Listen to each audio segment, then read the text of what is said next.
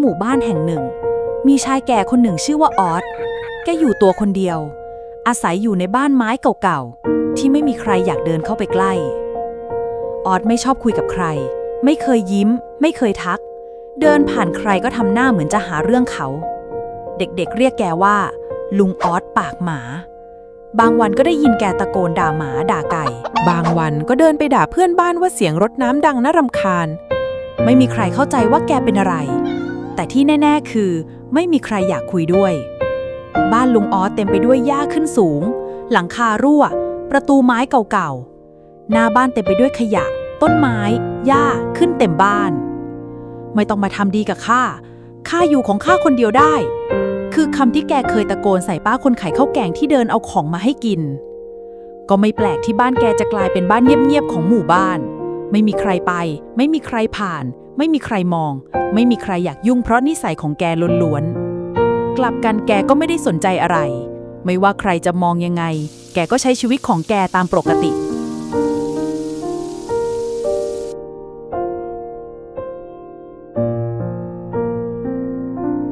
ในเช้าวันหนึ่งเสียงรถขนหมูวิ่งผ่านถนนหน้าหมู่บ้านได้มีหมูตัวหนึ่งพยายามดิ้นออกจากรถเพราะมันรู้ว่ารถที่พามันไปจะพามันไปที่โรงฆ่าสัตว์มันพยายามดิ้นจนหลุดจากกรงได้มันบาดเจ็บแต่ด้วยความอยากมีชีวิตมันวิ่งไม่คิดชีวิต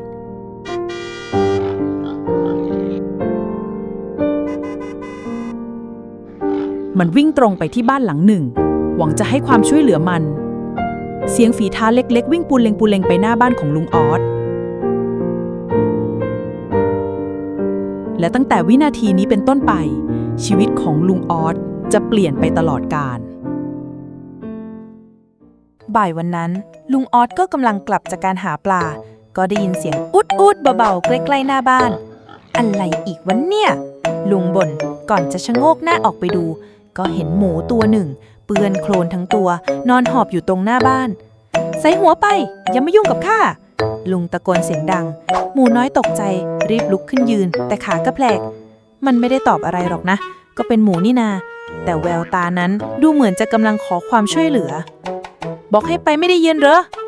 ลุงโยนรองเท้าแตะข้างหนึ่งใส่หมูน้อยสะดุ้งก่อนจะค่อยๆเดินกระเพกออกไปแต่ก็ไม่ได้ไปไกลหรอกมันนอนอยู่ตรงมุมรั้วหน้าบ้านนั่นแหละคืนนั้นฝนตก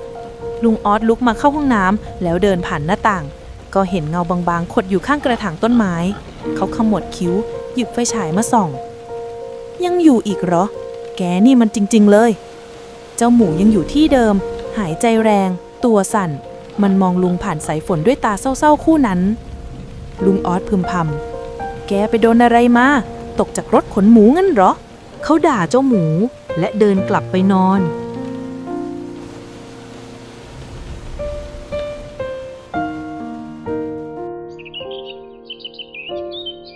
รุ่งเช้าลุงออสงัวเงียลุกขึ้นมาขยี้ตาก่อนจะเดินไปเปิดประตูดูหน้าบ้านเหมือนทุกวันนี่แกยังอยู่อีกเหรอลุงออสพึมพำกับตัวเองเมื่อเห็นเจ้าหมูยังนอนอยู่มุมเดิมแต่สิ่งที่แปลกคือมันนิ่งมากนิ่งแบบไม่มีแม้แต่การกระดุกกระดิกหางแกขมวดคิ้วแน่นแต่ก็ยังไม่ใส่ใจเดินกลับไปทำข้าวเช้านั่งกินเงียบๆที่โต๊ะไม้โยกเยกในครัวแต่ในหัวกลับสงสัยไม่หยุดแปลกปกติมันจะร้องอุดและกระดิกหางนี่มันหลับลึกหรือมันตายกันแน่วะเนี่ยคำว่าตายทำให้แกหยุดเคี้ยวทันทีรีบวางช้อนลุกขึ้นแล้วรีบเดินไปที่หน้าบ้านใช้ปลายไม้เขี่ยๆที่ขาหมูเบาๆเฮ้ยตื่นเว้ยอย่ามาตายบ้านข้านะเว้ยไม่มีเสียงตอบกลับไม่มีแม้แต่การกระดุกกระดิกลุงออสเริ่มร้อนใจมือที่เคยแข็งกร้าวสั่นน้อยแกค่อยๆเอานิ้วไปแตะที่คอของเจ้าหมูเหมือนที่เคยเห็นในทีวีหัวใจของมันยังเต้นอยู่แต่มันเต้นช้ามากแทบจะไม่รู้สึกเลย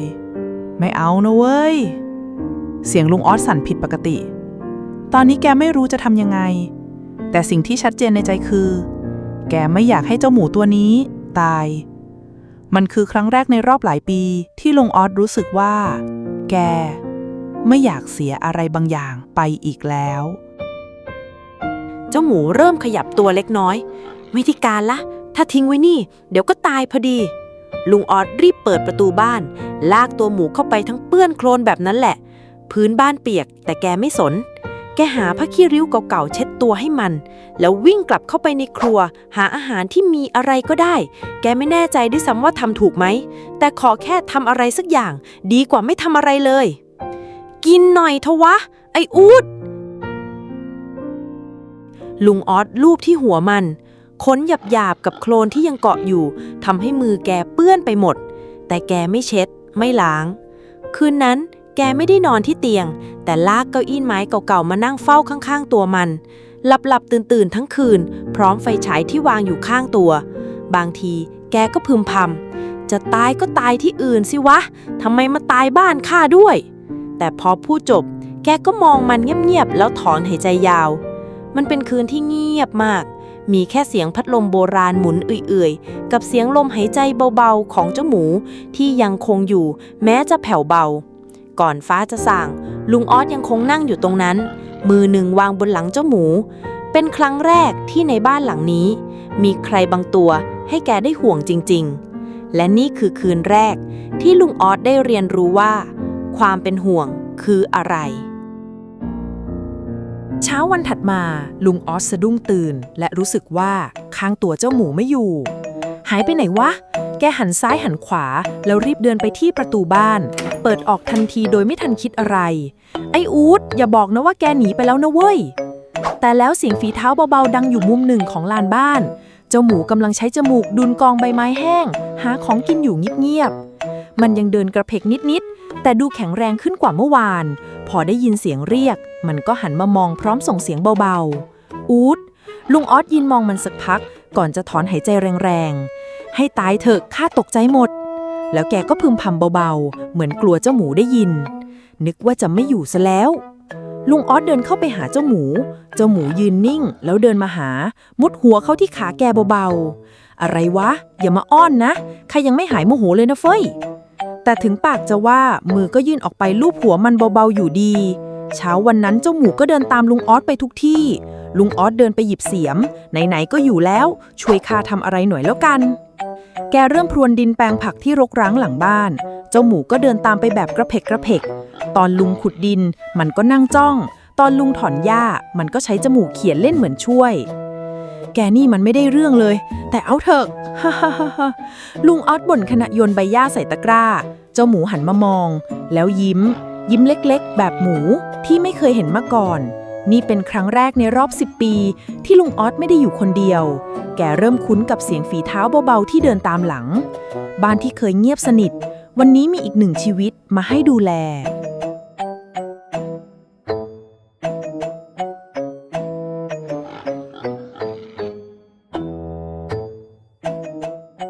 เช้าวันต่อมาหลังมื้ออาหารง่ายๆที่ลุงออสจัดให้เจ้าหมู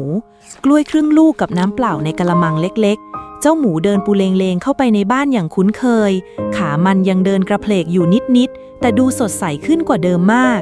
มันเดินช้าๆสำรวจบ้านไม้เก่าๆของลุงออสอย่างสนใจก่อนจะหยุดลงตรงผนังด้านหนึ่งมีกรอบรูปไม้เก่าที่ยังแขวนอยู่ในภาพคือหญิงชราคนหนึ่งหน้าตาใจดียิ้มบางๆแบบที่มองแล้วอบอุ่นในใจเจ้าหมูจ้องอยู่นานเหมือนกำลังสงสัยว่าคนในรูปคือใคร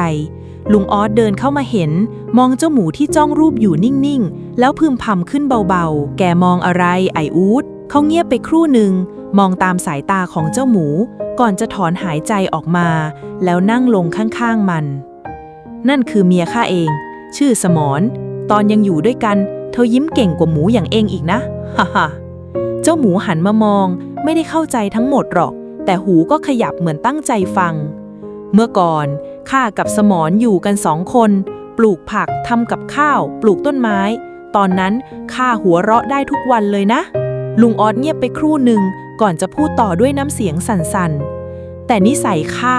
ดันเปลี่ยนไปเริ่มเสียงดังเริ่มบ่นเริ่มไม่ใส่ใจตวาดใส่ตะคอกใส่ไม่รู้ตั้งแต่เมื่อไหร่ที่ข้าหยุดเป็นห่วงเธอจนวันหนึ่งสมรป่วยข้าก็ยังโวยวายอยู่เลยด่าว่าทำไมเธออ่อนแอแค่นี้ก็ป่วยไม่ยอมพาไปหาหมอด้วยซ้ำ พอรู้ตัวอีกทีเขาก็จากฉันไปแล้วฉันจมอยู่กับความผิดพลาดมาตลอดและอยู่ในห้องว่างๆกับความรู้สึกผิดมาตลอด10 ปีเจ้าหมูเงยหน้ามองเขาลุงออสก้มลงไปกอดเจ้าหมูเอ็งไม่ต้องเข้าใจก็ได้แต่ข้าแค่ไม่อยากเสียอะไรไปอีกแล้วลุงออสลูบหัวเจ้าหมูเบาๆเจ้าหมูเอียงหัวให้เหมือนเข้าใจทุกคำบ้านไม้เก่าๆที่เคยเงียบกลับอบอุ่นขึ้นอีกครั้งด้วยเสียงลมหายใจของคน2 วัย2 สายพันธุ์ที่นั่งอยู่ข้างกันไม่พูดกันแต่เข้าใจกันได้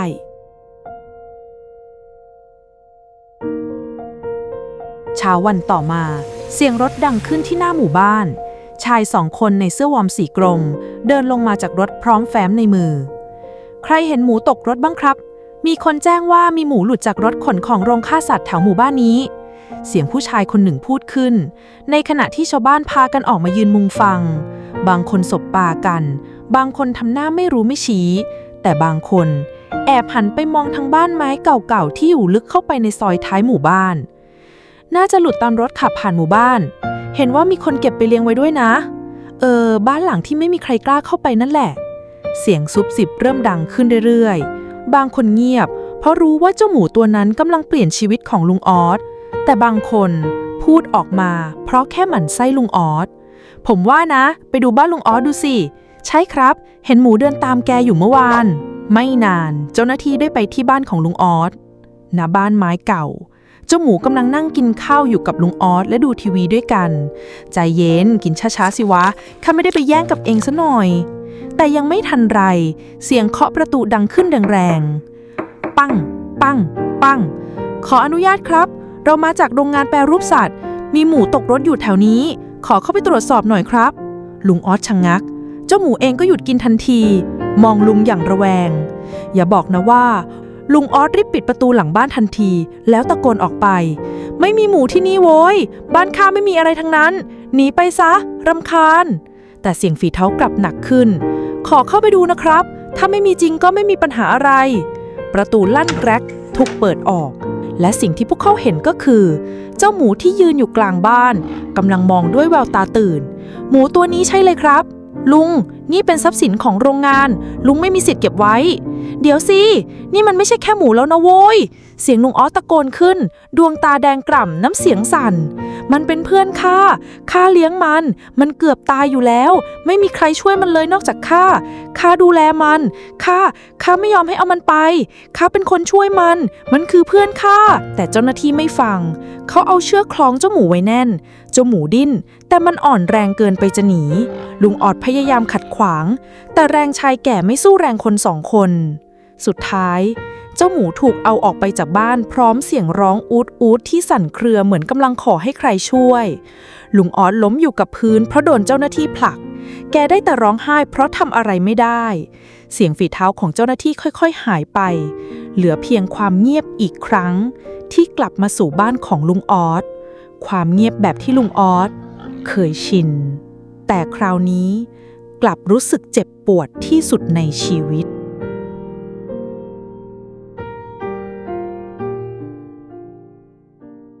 รถเจ้าหน้าที่ขนหมูได้มาถึงโรงฆ่าสัตว์เสียงร้องของหมูดังระงมไปทั่วโรงงานเศร้า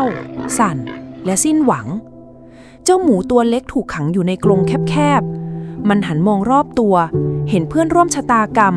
หลายตัวจ้องหน้ามันในดวงตาของพวกมันคือความกลัวที่ไม่อาจปิดบังได้เจ้าหมูรู้ดีว่าปลายทางของพวกมันคืออะไรและมันก็คิดว่าคงไม่มีวันได้กลับไปเห็นบ้านไม้หลังเก่าไม่มีวันได้ยินเสียงด่าปนห่วงของลุงออสอีกแล้วแต่แล้วขณะที่รถกำลังจะจอดเจ้าหมูกลับนึกถึงแววตาของลุงออสนึกถึงกล้วยครึ่งลูกในกะละมังนึกถึงมือหยาบๆที่เคยลูบหัวมันเบาๆมันหลับตาแน่นแล้วลืมขึ้นด้วยแววตาจริงจังข้ายังไม่อยากตายข้ายังอยากกลับบ้านมันดิ้นสุดแรงดิ้นจนโซ่ที่คล้องกรงหลุดดิ้นจนประตูกรงกระแทกเปิดออกพังร่างเล็กๆของเจ้าหมูกระโจนลงจากรถก่อนที่รถจะจอดสนิทมันวิ่งไม่คิดชีวิต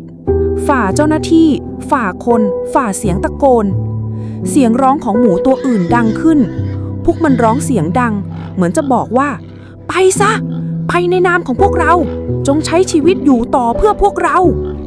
เจ้าหน้าที่หลายคนรีบวิ่งตามหยุดนะแต่เจ้าหมูไม่หยุดมันไม่รู้หรอกว่าจะไปรอดไหมแต่มันรู้ว่าหัวใจของมันอยู่ที่ใคร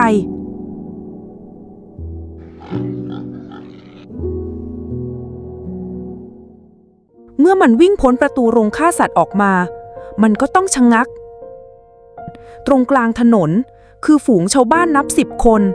บางคนขี่มอเตอร์ไซค์มาบางคนเดินมาแต่ทุกคนยืนขวางถนนอย่างกล้าหาญและตรงกลางคือลุงออส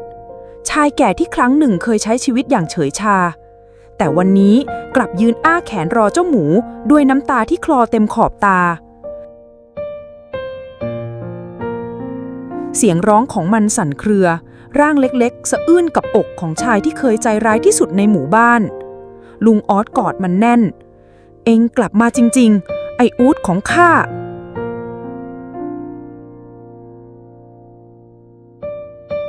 เจ้าหน้าที่ตามมาทันหัวหน้าเจ้าหน้าที่เดินเข้าไปช้าๆแล้วพูดเสียงนิ่งผมเข้าใจคุณลุงนะแต่หน้าที่ผมก็คือหน้าที่ชาวบ้านบางคนเริ่มน้ำตาซึมก่อนที่หญิงชราคนหนึ่งจะเดินออกมาพร้อมซองกระดาษ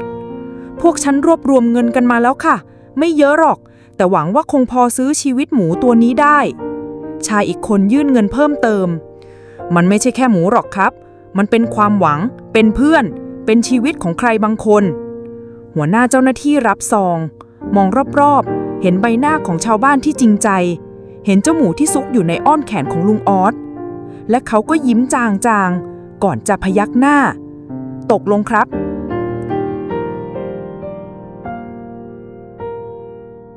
หลังจากวันนั้นบ้านไม้หลังเก่าไม่เงียบอีกต่อไปเสียงหัวเราะกลับมาอีกครั้งเสียงชาวบ้านที่แวะเวียนมาเยี่ยมเสียงเด็กๆที่มาหาเจ้าหมูพาไปเดินเล่นลูบหัวแล้วเรียกมันด้วยชื่อใหม่ว่าโชคดีลุงออสเปลี่ยนไปเขาหัดยิ้มหัดพูดดีๆกับคนอื่นหัดเป็นเพื่อนเพราะเขารู้แล้วว่าบางครั้งการมีชีวิตอยู่ก็ไม่ได้หมายถึงการหายใจแต่หมายถึงการมีใครบางคนที่ให้เราอยากหายใจต่อไปแม้หัวใจจะเคยแข็งเป็นหินแต่ความรักสามารถละลายทุกอย่างได้เสมอณท้ายหมู่บ้านแห่งหนึ่งเป็นบ้านของลุงออสบ้านที่ใครๆต่างก็ลือกันว่าเจ้าของบ้านดุยิ่งกว่าเสือแต่ตอนนี้ทุกอย่างเปลี่ยนไปแล้ว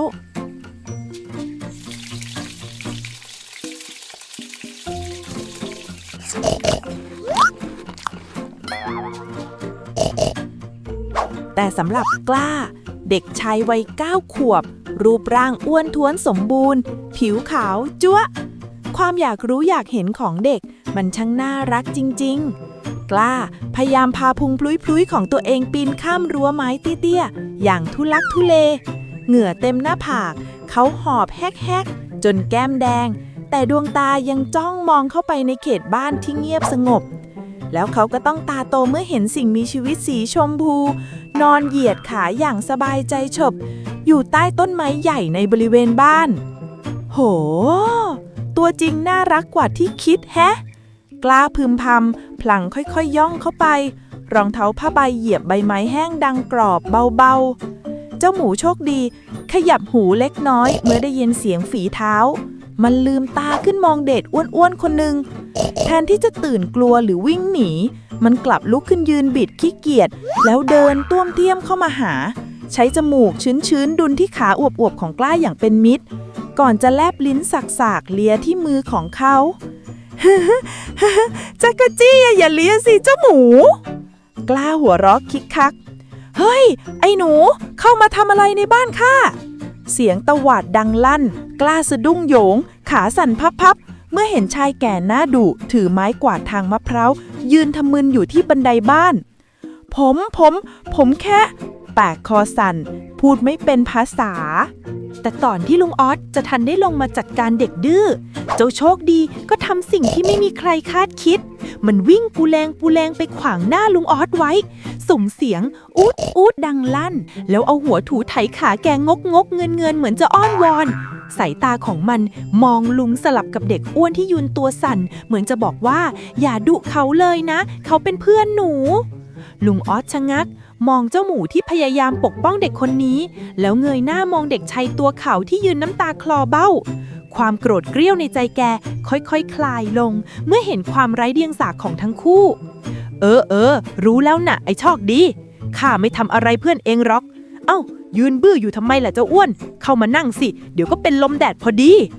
เย็นวันนั้นภาพที่แปลกตาที่สุดในหมู่บ้านก็เกิดขึ้นเด็กอ้วนผิวเขานั่งกินกล้วยแก้มตุยอยู่ข้างๆหมูโดยมีชายแก่หน้าดุนั่งผัดวีอยู่ใกล้ๆและนั่นคือจุดเริ่มต้นของมิตรภาพต่างวัยที่จะเปลี่ยนแปลงชีวิตของลุงออสไปอีกตลอดกาลข่าวเรื่องลุงออสมีเด็กอ้วนขาวจั๊วมาวิ่งเล่นที่บ้านแพร่กระจายไปทั่วหมู่บ้านอย่างรวดเร็วแต่ภาพที่ชินตาที่สุดคงหนีไม่พ้นภาพที่กล้ากำลังพยายามช่วยลุงออสพรวนดินอย่างทุลักทุเลโอ้ยเบาๆสิเจ้าอ้วนขุดแบบนั้นรากผักข้าขาดหมดพอดีลุงออสบ่นเสียงหน้าเอ็นดูแต่มือก็หยิบผ้าขาวม้ามาเช็ดเหงื่อให้เด็กชายกล้ายิ้มแย่ๆก็ดินมันแข็งเนี่ยครับลุงเจ้าโชคดีที่นอนเฝ้าอยู่ไม่ไกลลุกขึ้นเดินมาที่แปลงผักมันใช้จมูกดุนดินเบาๆจนร่วนซุยอย่างง่ายดายก่อนจะเงยหน้ามองกล้าแล้วส่งเสียงอุ๊ดเหมือนจะเยาะเย้ยว่าดูนี่สิทำแบบนี้ตั้งหากฮ่าฮ่าฮ่าโหลุงดูสิเจ้าโชคดีมันเก่งกว่าผมไม่ก็กล้าหัวเราะพลางเอามือลูบหัวเจ้าหมูอย่างเอ็นดูเสียงหัวเราะของทั้ง3ชีวิตดังลอดรั้วออกไปสร้างรอยยิ้มให้คนผ่านไปมาแต่ไม่ใช่ทุกคนจะยินดีกับภาพนี้ที่รั้วสังกะสีผุข้างบ้านในเข้มเพื่อนบ้านขี้อิจฉากำลังแอบมองลอดช่องโหว่ด้วยสายตาที่ไม่เป็นมิตรเขามองเห็นลุงออสที่มีความสุขเกินหน้าเกินตาและที่สำคัญเขาเห็นความฉลาดผิดปกติของเจ้าโชคดีเฮ้อหมูอะไรวะฟังภาษาคนรู้เรื่องในเข้มพึมพำกับตัวเองสายตาจับจ้องไปที่เจ้าโชคดีด้วยความโลภถ้าเอาไปขายพวกเศรษฐีในเมืองที่ชอบของแปลกคงได้ราคาดีกว่าขายเนื้อแน่ๆดีกว่าปล่อยให้มันอยู่กับตะแก่ใกล้ลงแบบนี้ความคิดชั่วร้ายเริ่มก่อตัวขึ้นในหัวยิ่งเห็นลุงออสรักเจ้าหมูตัวนี้มากเท่าไหร่ความอยากจะพรากของรักของคนอื่นก็ยิ่งปะทุขึ้นในใจในเข้มมากขึ้นเท่านั้นคอยดูเถอะเดี๋ยวข้าจะทำให้บ้านเองเงียบเหมือนป่าช้าอีกรอบไหนเข้มแสยะยิ้มที่มุมปากก่อนจะหันหลังเดินหายเข้าไปในเงามืดเพื่อวางแผนการบางอย่างทิ้งไว้เพียงสายลมเย็นเยือกที่พัดผ่านรั้วบ้านของลุงออสไปและแล้วคืนฟ้ามืดสนิทไร้แสงจันทร์บรรยากาศรอบบ้านลุงออสเงียบเชียบจนได้ยินเสียงแมลงร้องระงมลมหนาวเริ่มพัดมาแล้วลุงออสที่วันนี้ทำงานหนักมาทั้งวันแถมยังรู้สึกครั่นเนื้อครั่นตัวเหมือนจะเป็นไข้กินยาแล้วหลับลึกไปตั้งแต่หัวค่ำเสียงกรนเบาๆดังลอดออกมาจากหน้าต่างห้องนอนส่วนเจ้าโชคดีนอนหลับปุ๋ยอยู่ในคอกไม้เล็กๆข้างบ้านที่ลุงเพิ่งต่อเติมให้ใหม่เมื่อวานโดยมีเจ้ากล้ามาช่วยตอกตะปูและตอกนิ้วตัวเองไปหลายทีท่ามกลางความเงียบเงาตะคุ่มคน2 คนค่อยๆย่องเข้ามาทางรั้วหลังบ้านอย่างเงียบเชียบนายเข้มไม่ได้มาคนเดียวเขาเอาลูกสมุนร่างใหญ่อีกคนมาด้วยในมือถือกระสอบป่านใบใหญ่และเชือกเส้นหนาเบาๆสิวะเดี๋ยวตะแก่ตื่นลูกพี่มันจะไม่เห่าเหรอลูกน้องถามเสียงสั่นบ้านนี้ไม่มีหมามีแต่หมูรีบจัดการเถอะนะทั้งคู่ย่องเข้าไปที่คอกหมูเจ้าโชคดีที่กำลังหลับฟันหวานถึงกล้วยน้ำว้าสะดุ้งตื่นทันทีเมื่อจมูกไวๆของมันได้กลิ่นสาบๆที่ไม่คุ้นเคยหูของมันตั้งชันมันลุกขึ้นยืนเจ้าโชคดีรู้ทันทีว่านี่ไม่ใช่มิตรมันอ้าปากเตรียมจะร้องเรียกเจ้าของอูดจับมันนายเข้มสั่งเสียงเข้มลูกน้องร่างใหญ่พุ่งกระโจนเข้าไปตะครุบตัวมันทันทีแต่เจ้าโชคดีไวกว่าที่คิดสมคำร่ำลือมันเบี่ยงตัวหลบวูบทำให้เจ้าโจรหน้าโง่ล้มคว่ำหน้าขมำดินอูดโชคดีร้องลั่นพยายามวิ่งหนีไปทางบันไดบ้านเพื่อปลุกลุงออสแต่ทว่า นายเข้มที่ดักรออยู่แล้วเหวี่ยงกระสอบป่านครอบลงมาที่ตัวมันอย่างแม่นยำพรึบโลกของเจ้าโชคดีมืดดับลงทันที มันดิ้นสุดแรงเกิดส่งเสียงร้องอู้อี้อยู่ในกระสอบ แต่แรงหมูตัวน้อยหรือจะสู้แรงผู้ชาย2 คนนายเข้มรีบมัดปากกระสอบแน่นหนาฤทธิ์เยอะนักนะไปรีบขนขึ้นรถเสียงรถกระบะเก่าๆสตาร์ทเครื่องดังรึมก่อนจะเร่งเครื่องออกไปจากท้ายหมู่บ้านอย่างรวดเร็วทิ้งไว้เพียงฝุ่นควันที่ลอยฟุ้งและรอยล้อรถที่บดขยี้ลงบนพื้นดินเช้าวันรุ่งขึ้น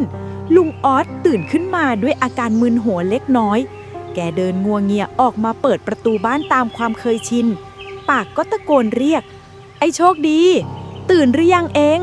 หิวข้าวหรือยังแต่สิ่งที่ตอบกลับมามีเพียงความเงียบ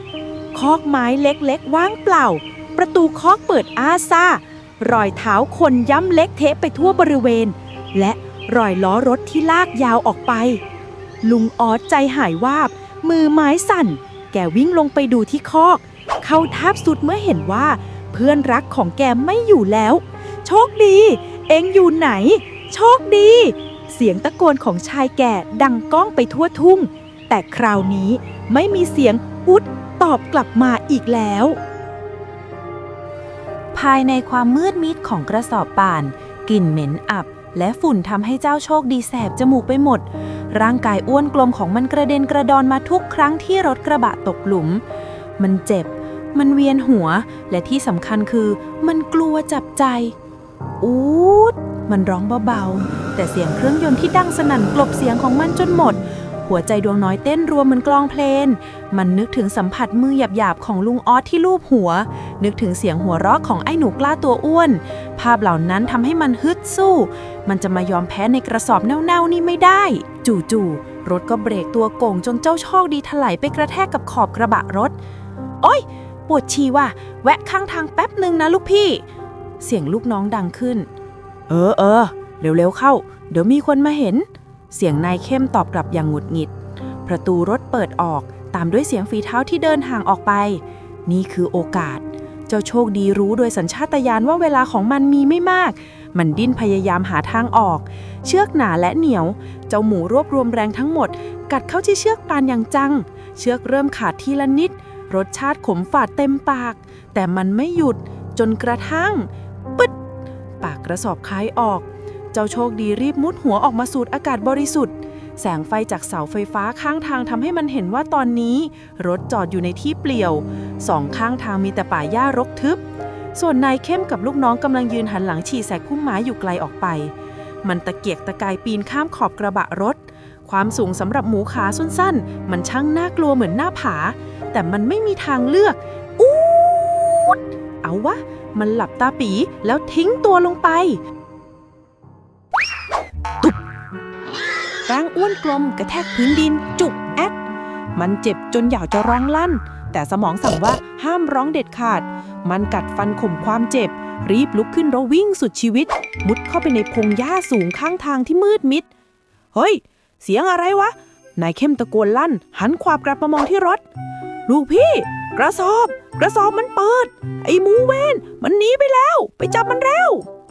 แสงไฟฉายกราดไปทั่วพงหญ้าเสียงรองเท้าบูทกระทืบดินดังใกล้เข้ามาเรื่อยๆเจ้าโชคดีหมอบตัวลงต่ำที่สุดเท่าที่จะทำได้พุงขาวๆของมันเปื้อนดินจนดำกลืนไปกับความมืดมันกลั้นหายใจอยู่นิ่งๆเหมือนก้อนหินเหมือนตอนที่เล่นซ่อนแอบกับกล้าไม่มีผิดแสงไฟฉายกวาดผ่านหัวมันไปนิดเดียวจริงๆหายไปไหนแล้ววะไว้จริงๆนายเข้มสะบดอย่างหัวเสียช่างแม่งเธอลูกพี่มืดขนาดนี้หาไม่เจอแล้วรีบไปเถอะเดี๋ยวซวยเสียงรถกระบะสตาร์ทเครื่องแล้วขับออกไปอย่างรวดเร็วทิ้งไว้เพียงความเงียบและคนเหม็นเจ้าโชคดีค่อยๆโผล่หัวออกมาจากกอหญ้าขามันสั่นระริกมันรอดแล้วแต่มันมองไปรอบตัวมีแต่ความมืดป่าที่ไม่คุ้นเคยและกลิ่นแปลกปลอมมันไม่รู้ว่าที่นี่คือที่ไหนและทางกลับบ้านอยู่ที่ทิศใดมันเงยหน้ามองดวงดาวคืนนี้ไม่มีลุงออสไม่มีพี่กล้ามีแค่ตัวมันลำพังกับโลกกว้างที่น่ากลัวบรรยากาศที่บ้านลุงออสหดหู่ที่สุดในรอบ10 ปี ลุงออสนั่งเหม่อมองคอกไม้ที่ว่างเปล่า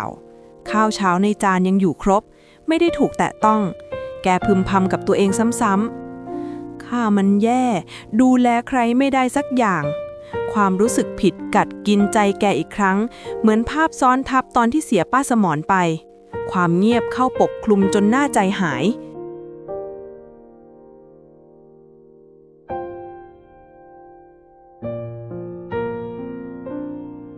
ลุงออสลุงจะมานั่งซึมแบบนี้ไม่ได้นะเสียงตะกอนของกล้าดังขึ้นทำลายความเงียบวันนี้เด็กชายตัวอ้วนไม่ได้มาตัวเปล่าแต่เขามาในชุดนักสำรวจเต็มยศสวมหมวกปีกกว้างสีเขียวม้าเสื้อกั๊กที่มีกระเป๋าเยอะๆซึ่งพุงพลุยๆดันจนกระดุมแทบปริและเป้ใบใหญ่เบ้อเริ่มเทิ่มบนหลังที่ดูเหมือนจะขนเสบียงมาทั้งตู้เย็นผมเตรียมพร้อมแล้วเป้ผมมีไฟฉายมีขนมมีหนังสติ๊กด้วยและผมไปสืบมาแล้วป้าสมศรีร้านชำบอกว่าเมื่อคืนเห็นรถกระบะสีเขียวเก่าๆขับออกไปทางถนนใหญ่ท้ายรถมีรอยบุบด้วยลุงออสเงยหน้ามองเด็กน้อยในชุดนักสำรวจด้วยสายตาเลื่อนลอยถนนใหญ่ป่านนี้มันคงไปไกลแล้วไอ้หนูเราตามไม่ทันล็อกปล่อยมันไปเถอะไม่ปล่อยกล้าตะโกนสวนทันควันขยับกระเป๋าแป้ให้กระชับโชคดีมันรอเราอยู่นะลุงบอกเองว่ามันเป็นเพื่อนลุงจะทิ้งเพื่อนเหรอครับคำว่าทิ้งเพื่อนเหมือนโดนทุบเข้ากลางใจลุงออสความอ่อนแอในแววตาค่อยๆเลือนหายไปแทนที่ด้วยประกายไฟแห่งความหวังใช่รอข้าเดี๋ยวลุงออสลุกขึ้นเดินหายเข้าไปในบ้านครู่หนึ่งก่อนจะกลับออกมาในลุคที่กล้าถึงกับอ้าปากค้างลุงออสสลัดคราบชายแก่เลี้ยงหมูทิ้งไปแกสวมเสื้อยีนแขนยาวตัวเก่งที่สีซีดจนขาวกางเกงขายาวเนื้อหนาและรองเท้าผ้าใบหุ้มข้อที่ดูทะมัดทะแมงพร้อมลุยทุกสถานการณ์ข้าพร้อมแล้วลุงออสพูดเสียงหนักแน่นลุงออสเดินตรงดิ่งไปที่โรงเก็บของหลังบ้านกระชากผ้าใบเก่าครึที่คลุมวัตถุขนาดใหญ่ออกเผยให้เห็นรถยนต์คันเก่าสีสนิมจับเคราะห์แต่มันเคยเป็นพาหนะคู่ใจ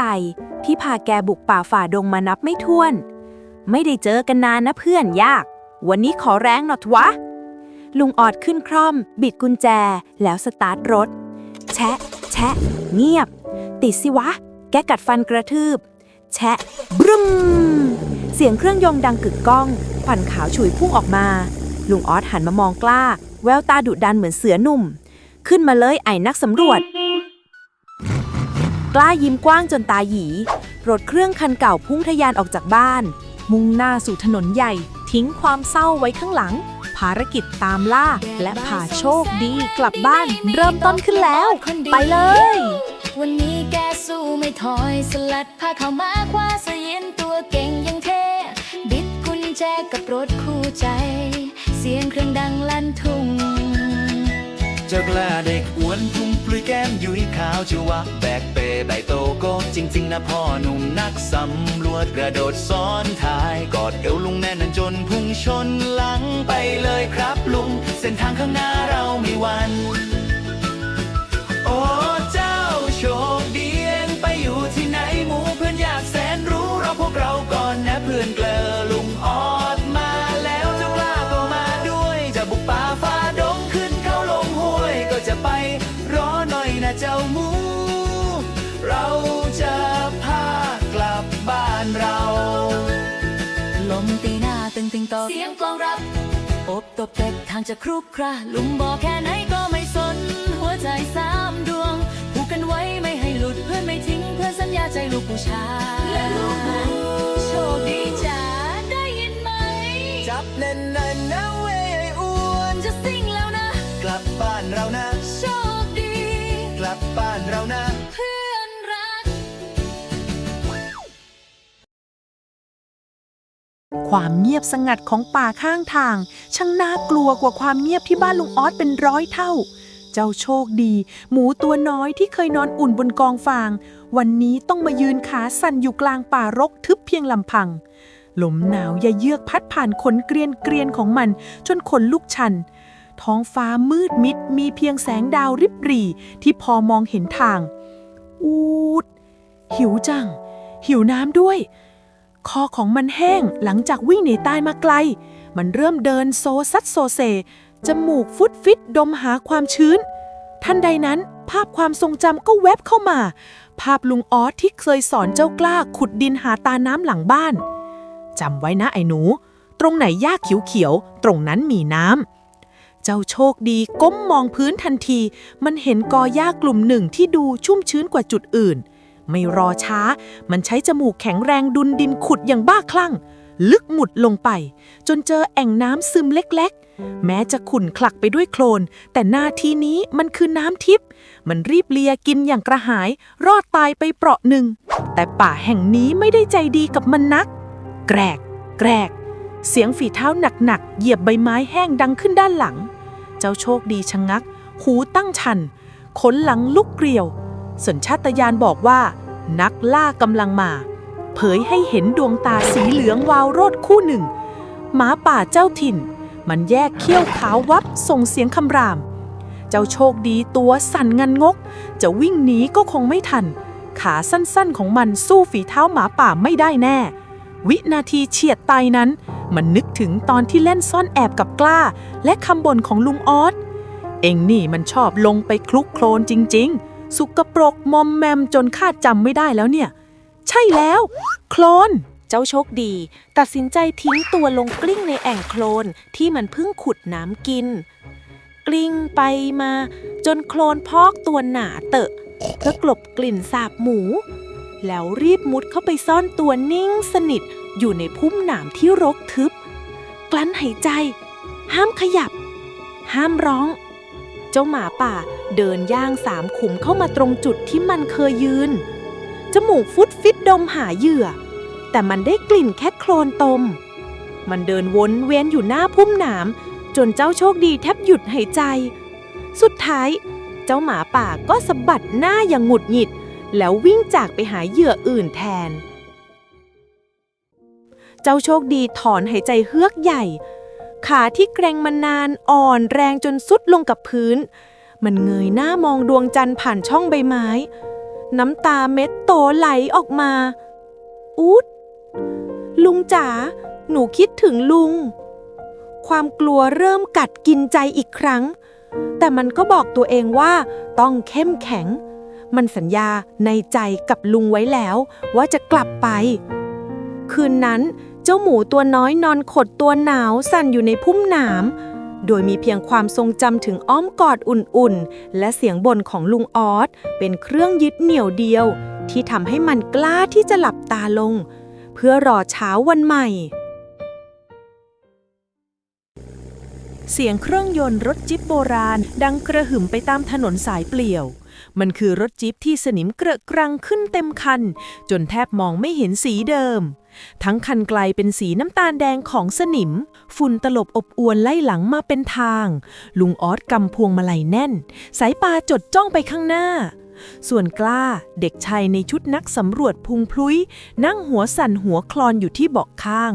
มือป้อมๆเกาะราวที่สนิมเครอะแน่นเพราะรถกระเด้งกระดอนลุงออสเบรกเบรกเบรกตรงนั้นมีรอยรถครับ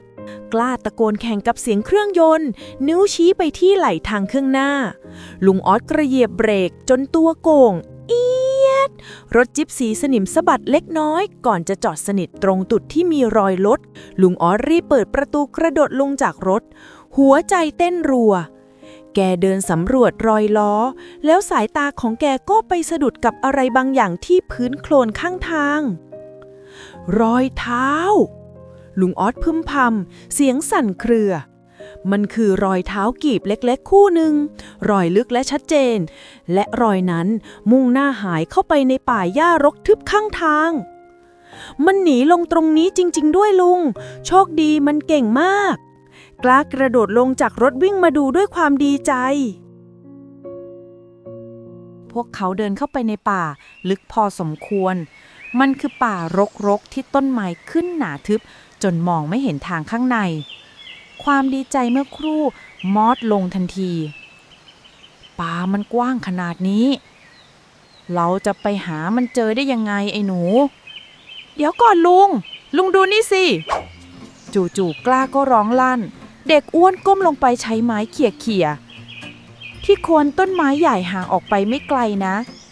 ลุงมาดูเร็ว ลุงออสขมวดคิ้วดูอย่างงงๆ สิ่งที่แกเห็นคือ รอยขุดดิน แต่มันไม่ใช่รอยขุดธรรมดา มันเป็นรอยจมูกดุนดินเป็นหลุมตื้นๆสเปะสปะ เป็นแหล่งน้ำเหมือนที่พวกเขาเคยทำด้วยกัน ภาพความทรงจำผุดขึ้นในหัวลุงออสทันที มันยังอยู่ ลุงออสเสียงสั่นแต่คราวนี้ด้วยความตื้นตันใจ มันคงคิดถึงบ้าน แกตบไหล่เด็กอ้วนดังป้าบป่าไวสมกับเป็นนักสำรวจจริงๆเว้ยไอ้หนู เองพูดถูก เราจะทิ้งมันไม่ได้ ไปเราจะลุยต่อกันเลยเสบียงเรามีพร้อมมาก กล้าตะโกนลั่นลุย แสงตะวันเริ่มคล้อยต่ำลงทุกทีป่าทึบเริ่มเปลี่ยนเป็นสีเทาหม่นลุงออสและเจ้ากล้าเดินลึกเข้ามาในป่าเกือบ2 ชั่วโมงแล้ว เสียงลมหายใจหอบแหกๆลุงทับ พักก่อนได้ไหมขาผมจะหลุดแล้วกล้าบ่นหลังพิงกับต้นไม้ใหญ่ต้นหนึ่งพลางล้วงมือเข้าไปในเป้เพื่อควานหาถุงขนมอีกฟากหนึ่งของป่าที่ต้นไม้ใหญ่ในโพรงต้นไม้เจ้าโชคดีกำลังนอนขดตัวสั่นเทาด้วยความหวาดกลัวมันได้ยินเสียงฝีเท้าหนักๆเดินใกล้เข้ามาหัวใจดวงน้อยเต้นรัวตุบๆสัญชาตญาณบอกให้มันซ่อนตัวให้เงียบที่สุดเพราะมันกลัวว่าจะเป็นพวกโจรใจร้ายที่ตามมาจับมันอีกโชคดีเอ็งอยู่แถวนี้ไหมเสียงตะโกนแหบพร่าของลุงออสดังขึ้นเจ้าโชคดีหูผึ่งทันทีเสียงนี้มันคุ้นหูเหลือเกินเสียงของลุงออสเหรอมันอยากจะร้องตอบแต่ความกลัวจากเหตุการณ์เมื่อคืนยังฝังใจมันลังเลไม่กล้าขยับตัวได้แต่ส่งเสียงในลำคอเบาๆอูดทางด้านกล้าเขาแกะถุงขนมดังกรอบแกรบเจ้าโชคดีจำเสียงนี้ได้แม่นยำยิ่งกว่าเสียงใดๆในโลกมันคือเสียงถุงขนมของพี่กล้าความลังเลหายไปสิ้นมันรวบรวมความกล้าตะเกียกตะกายลุกขึ้นจากโพรงรากไม้เตรียมจะโผล่หน้าออกไปหาเจ้าของเสียงจู่ๆเสียงฟ้าผ่าก็ดังสนั่นหวั่นไหวกลบเสียงร้องของมันจนมิดตามมาด้วยเสียงฟ้าร้องคำรามกึกก้องป่าลุงออสเงยหน้ามองฟ้าด้วยความตกใจแย่แล้วไอ้กล้าพายุเข้ารีบไปหาที่หลบฝนเร็วทางโน้นมีถ้ำอยู่ครับลุงไปเร็วครับกล้ายัดถุงขนมใส่กระเป๋าแล้วรีบวิ่งตามลุงออสออกไปอย่างรวดเร็วเพียงเสี้ยววินาทีหลังจากที่ทั้งคู่วิ่งออกไป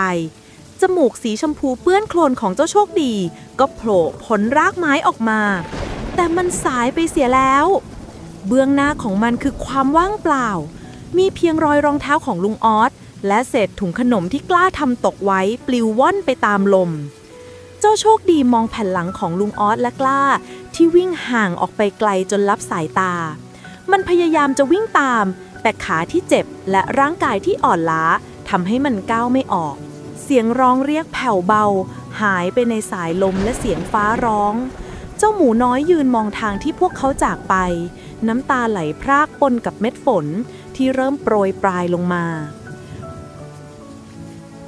สายฝนที่เคยโปรยปลายเมื่อครู่เปลี่ยนเป็นพายุฝนโหมกระหน่ำเสียงฟ้าผ่าดังเปรี้ยงปร้างกับเสียงน้ำป่าที่เริ่มไหลหลากลงมาจากภูเขาเจ้าโชคดีที่ยืนร้องไห้อยู่ตรงโคนต้นไม้ตอนนี้ตกอยู่ในอันตรายใหญ่หลวงน้ำป่าสีแดงขุ่นไหลทะลักเข้ามาอย่างรวดเร็วมันพยายามตะเกียกตะกายหนี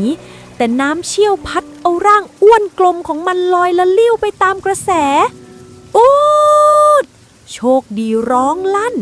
มันตะเกียกตะกายว่ายน้ำสุดชีวิตจนไปติดแงกอยู่บนโขดหินก้อนใหญ่กลางลำห้วยที่น้ำกำลังขึ้นสูงรอบด้านมันหนาวมันกลัวและน้ำก็เริ่มสูงขึ้นเรื่อยๆจนเกือบจะท่วมมันแล้วทางด้านลุงออสและกล้าที่วิ่งไปหลบฝนอยู่ในเพิงถ้ำเล็กๆไม่ไกลนักต่างก็นั่งมองสายฝนด้วยความกังวลฝนตกหนักขนาดนี้รอยเท้ามันคงหายหมดแล้วแน่ๆเลยลุงกล้าพูดเสียงอ่อย กอดแป้ใบใหญ่ไว้แน่น ลุงออสถอนหายใจ สายตาเหม่อมองออกไปที่ลำห้วยหน้าถ้ำทันใดนั้น แสงฟ้าแลบแปลบปราบสว่างวาบไปทั่วป่าทำให้แกเห็นอะไรบางอย่างที่โขดหินกลางน้ำหมูตัวหนึ่ง เฮ้ย นั่นมันโชคดี ลุงออสตะโกนลั่น ใช่จริงๆด้วย โชคดี มันติดโขดหินอยู่ แต่สถานการณ์เลวร้ายกว่าที่คิด ระดับน้ำสูงขึ้นอย่างน่ากลัว และท่อนซุงขนาดใหญ่กำลังไหลตามน้ำมา ถ้ามันชนโขดหิน โชคดีไม่รอดแน่ ไม่ได้การแล้ว ลุงออสหันขวับมาหากล้า แววตามุ่งมั่นเด็ดเดี่ยว แกกระชากเชือกเส้นหนาออกมาจากแป้ของกล้า แล้วมัดปมที่เอวตัวเองอย่างรวดเร็ว กล้า เอ็งหาที่ยึดให้มั่น แล้วจับปลายเชือกนี้ไว้ให้แน่นที่สุดเลยนะ เข้าใจไหม ลุงจะทำอะไร น้ำมันเชี่ยวมากนะลุง กล้าหน้าซีดร้องถามด้วยความตกใจ ข้าจะไปช่วยเพื่อนข้า ลุงออดไม่รอช้า ตูม ความเย็นเฉียบของน้ำป่ากระแทกร่างชายแก่จนจุก ลุงออดสำลักน้ำเล็กน้อย แต่แกกัดฟันว่ายทวนน้ำเข้าไปหาโขดหิน แรงน้ำมหาศาลพยายามพัดแกไป แต่แกสู้ แกนึกถึงหน้าเจ้าหมูที่รอกล้วยจากมือแกจะยอมแพ้ไม่ได้ โชคดี ลุงมาแล้ว ลุงออสตะโกนแข่งกับเสียงฟ้าผ่า มือหยาบกร้านเอื้อมออกไปสุดแขน เจ้าโชคดีเห็นลุงออสมันร้องรับด้วยความดีใจสุดขีด อูด มันพยายามยื่นขาหน้ามาหา จังหวะนั้นเองท่องซุงยักษ์ก็พุ่งเข้ามาใต้โขดหิน จับมือลุงไว้ ลุงออสพุ่งตัวเครื่องสุดท้ายคว้าขาหน้าของเจ้าโชคดีไว้ได้ทันควัน แล้วกระชากร่างหมูอ้วนเข้ามาสู่อ้อมกอด ก่อนที่ท่องซุงจะกระแทกโขดหินดังโครม จนแตกกระจาย กล้า ดึงเลย ลุงออสตะโกนสุดเสียง กล้าที่รออยู่บนฝั่ง กัดฟันแน่น เอาเชือกพันกับต้นไม้แล้วออกแรงดึงสุดชีวิตลุงสู้โชคดีสู้เด็กอ้วนดึงเชือกที่ผูกเอวลุงออสลากทั้งคนทั้งหมูฝ่ากระแสน้ำกลับเข้าหาฝั่ง ทีละนิดจนในที่สุด ร่างที่เปียกโชกของลุงออสที่กอดเจ้าโชคดีไว้แน่น ก็ตะเกียกตะกายขึ้นมาบนพื้นหญ้าได้อย่างปลอดภัย ทั้ง3ชีวิตนอนแผ่หราอยู่บนพื้นท่ามกลางสายฝนที่เริ่มซาลง เสียงหอบหายใจดังประสานกัน ลุงออสค่อยๆลุกขึ้นนั่ง มองหน้าเจ้าหมูที่กำลังสั่นเทา ไอตัวแสบ เอ็งทำข้าหัวใจจะวาย เจ้าหมูเงยหน้ามองลุง น้ำตาหมูไหลพราก ร้องเสียงสั่น ลุงออสกอดมันตอบแน่น น้ำตาของลูกผู้ชายไหลปนกับน้ำฝน ไม่เป็นไรแล้ว ลุงอยู่นี่แล้ว เรากลับบ้านกันนะ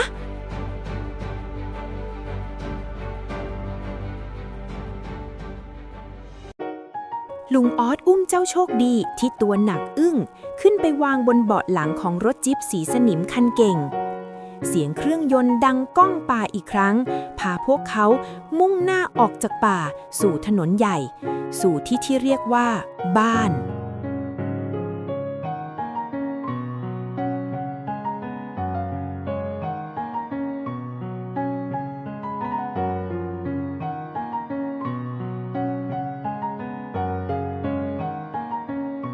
บรรยากาศที่เคยเงียบเหงาตอนนี้เต็มไปด้วยความอบอุ่นและเสียงหัวเราะ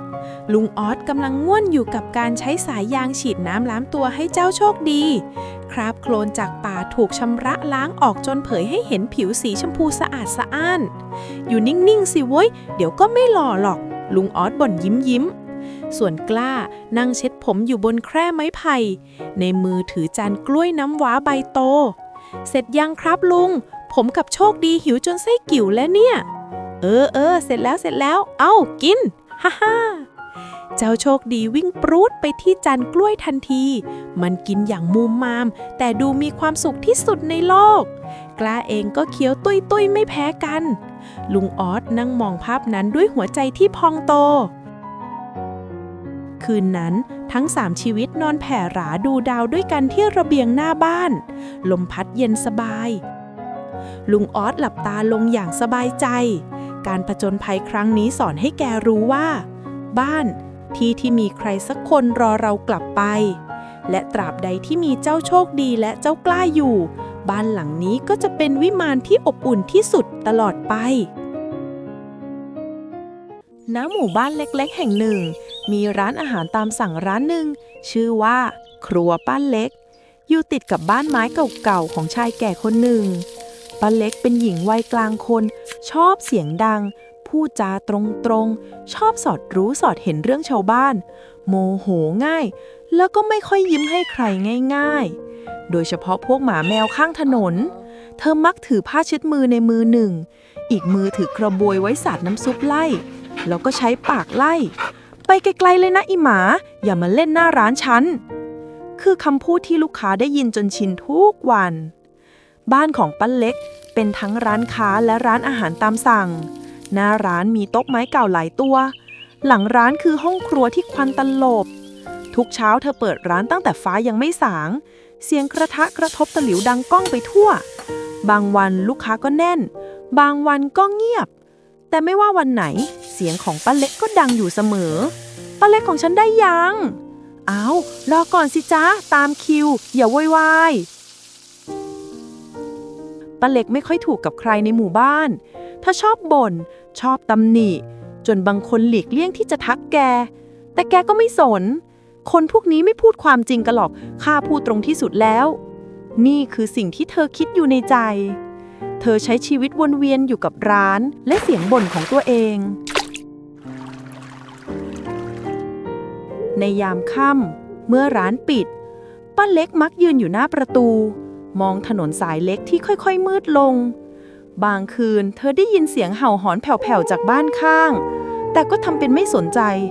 หมาบ้าอะไรเห่าได้ตลอดเวลา เธอพูดกับตัวเองแล้วดึงประตูเหล็กลงเสียงดัง ทิ้งให้ทั้งตรอกกลับมาเงียบอีกครั้ง เหมือนทุกคืนที่ผ่านมา ที่ยังไม่รู้เลยว่า ชีวิตของเธอกำลังจะเปลี่ยนไปตลอดกาล ข้างร้านของป้าเล็กมีบ้านไม้เก่าๆหลังหนึ่ง เจ้าของคือชายแก่ชื่อลุงทองดี ผมงอกขาว ร่างผอม พูดน้อย และมักยิ้มบางๆเวลาคนเดินผ่าน เขาอยู่กับสุนัขพันทางสีขาวปนน้ำตาล ชื่อเจ้าทองขาว ทั้งคู่ตัวติดกันจนชาวบ้านแถวนั้นพูดเล่นว่า เจอลุงไปไหนจะเจอเจ้าทองที่นั่นฮ่าฮ่าฮ่าทุกเช้าป้าเล็กจะเห็นลุงทองดีหาบถังน้ำเดินผ่านหน้าร้านข้างๆมีเจ้าทองขาวเดินตามต้อยๆและเธอมักทำปากเบะแกจะไปเลี้ยงหมาทำไมขี้หมากระเต็มบ้านเหม็นสกปรกแต่ถึงจะพูดอย่างนั้นสายตาเธอก็แอบมองอยู่ทุกครั้งลุงทองดีเป็นคนใจเย็นไม่ค่อยพูดกับใครแต่กับเจ้าทองขาวเขาคุยได้ทั้งวันทองขาววันนี้จะกินปลาทูหรือปลาดุกดีฮึเสียงของชายแก่ฟังแล้วอบอุ่นอย่างแปลกสุนัขก็เห่าห้องเหมือนตอบ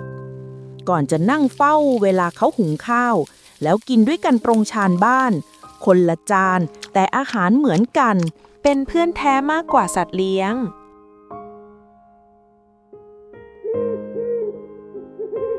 ค่ำวันหนึ่ง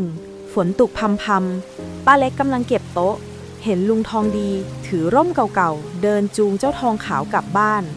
เธอมองภาพนั้นแล้วบ่นคนอะไรก็ไม่รู้รักหมายิ่งกว่าคนบ้าหรือเปล่าฮะรุ่งเช้าร้านครัวป้าเล็กเปิดตามปกติแต่บรรยากาศเปลี่ยนไปไม่มีเสียงกระดิ่งจักรยานของลุงทองดีผ่านหน้าร้านเงียบผิดปกติไม่เห็นเจ้าทองขาวด้วยแต่ก็ไม่ได้เอะใจอะไรป้าเล็กก็ทำอาหารต่อจนหัวค่ำป้าเล็กกลับมาจากตลาดสดชาวบ้านหลายคนเริ่มมุงกันหน้าบ้านลุงทองดีและมีเสียงกระซิบเบาๆพูดขึ้นยายเล็กแกไปไหนมารู้ไหมลุงทองดีแกเสียแล้วนะแกน่าจะนอนแล้วหลับไปด้วยวัยชราแล้วไม่ตื่นเลยเจ้าทองขาวมันเฝ้าร่างของลุงทองดีไม่ห่างเลยน่าสงสารมากป้าเล็กพูดขึ้นคนแก่ก็แบบนี้แหละไปตามอายุไขเธอพูดพลางเดินเข้าบ้านแต่ในใจกลับวูบวาบแปลกๆตั้งแต่นั้นมาบ้านลุงทองดีกลายเป็นบ้านร้างไม่มีเสียงคนเหลือเพียงเจ้าทองขาวที่นั่งเฝ้าประตูทุกวันเช้าเที่ยงค่ำไม่ยอมไปไหนบางคืนได้ยินเสียงมันเห่าหอนยาวเศร้าจนป้าเล็กต้องรีบเปิดประตูแล้วด่ามันว่า หมาบ้าเอ้ย จะเห่าอะไรนักหนา คนมันตายไปแล้ว เธอตะโกนใส่ความมืด แต่พอเสียงเห่าหยุดลงจริงๆ กลับรู้สึกว่าทั้งบ้านเงียบเกินไป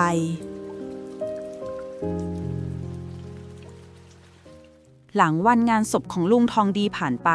หมู่บ้านกลับเข้าสู่ความปกติ แต่สิ่งที่ไม่เหมือนเดิมเลย คือเจ้าทองขาว มันยังอยู่ที่บ้านหลังเดิมไม่ยอมไปไหน ทุกเช้าป้าเล็กจะเห็นมันนั่งอยู่ตรงประตูบ้านของลุงทองดี หางตก ดวงตามือมองไปที่รั้วหน้าบ้านเหมือนรอใครสักคน มันไม่เห่าไม่หอน แค่นั่งอยู่เงียบๆเหมือนรอเจ้าของกลับมา บางวันฝนตกมันก็หลบใต้ชายคา พอฝนหยุดก็กลับออกมายืนตรงจุดเดิม ชาวบ้านบางคนสงสารเอาเศษข้าวมาให้บ้าง แต่ไม่มีใครกล้าเข้าใกล้เกิน2 ก้าวเพราะกลัวว่ามันจะกัด แต่ความจริงแล้วมันไม่เคยกัดใครเลย เพียงแต่นั่งนิ่งๆมองจานข้าวเปล่าๆด้วยสายตาเศร้า เหมือนรอให้ใครบางคนเป็นคนยื่นให้มันเหมือนแต่ก่อนป้าเล็กเห็นภาพนี้ทุกวันจากหน้าร้าน เธอสายหน้าอย่างรำคาญ เอ็งจะเศร้าไปทำไม เจ้านายแกก็ตายไปแล้วไปที่อื่นสักทีเถอะไอ้หมาโง่พูดจบก็สะบัดหน้าเข้าครัวเสียงตะหลิวดังแกร่งๆแต่แม้จะพูดอย่างนั้นทุกครั้งที่เดินผ่านรั้วไม้เธอก็ยังเผลอเหลือบตามองมันเสมอเห็นมันนั่งอยู่ที่เดิมไม่ว่าแดดแรงหรือฝนตกบางคืนก่อนเธอจะปิดร้านจะได้ยินเสียงหอนเบาๆเสียงนั้นไม่ดังมากแต่ยาวและเศร้าเหมือนเสียงคนร้องไห้เงียบๆในความมืดคืนนั้นป้าเล็กนอนไม่หลับพลิกตัวไปมาอยู่ในมุ้งเสียงฝนตกกระทบหลังคาสังกะสีสลับกับเสียงหอนแผ่วๆของเจ้าทองขาวที่ยังไม่หยุดเธอบ่นเบาๆจะหอนหาอะไรนักหนาคนมันไม่กลับมาแล้วโว้ย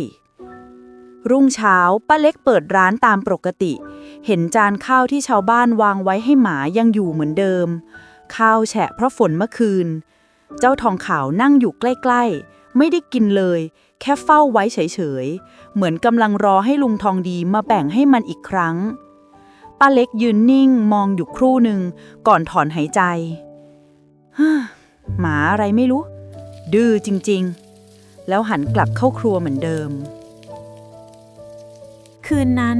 ฝนตกพรำๆป้าเล็กเพิ่งกลับจากตลาดในตัวเมืองรถ2 แถวเพิ่งจอดหน้าปากซอยเธอหิ้วถุนกับข้าว2 มือกลับบ้านอย่างรีบเร่งถนนมืดแสงไฟสลัวดูน่ากลัวพอถึงหน้าร้านตัวเองเธอรู้สึกเหมือนมีคนเดินตามจึงหันควับไปมองไม่มีใครเธอขมวดคิ้วเฮ้ยคิดไปเองหรือเปล่าวะยังไม่ทันได้คิดต่อเสียงฝีเท้าเร็วๆดังขึ้นจากด้านหลัง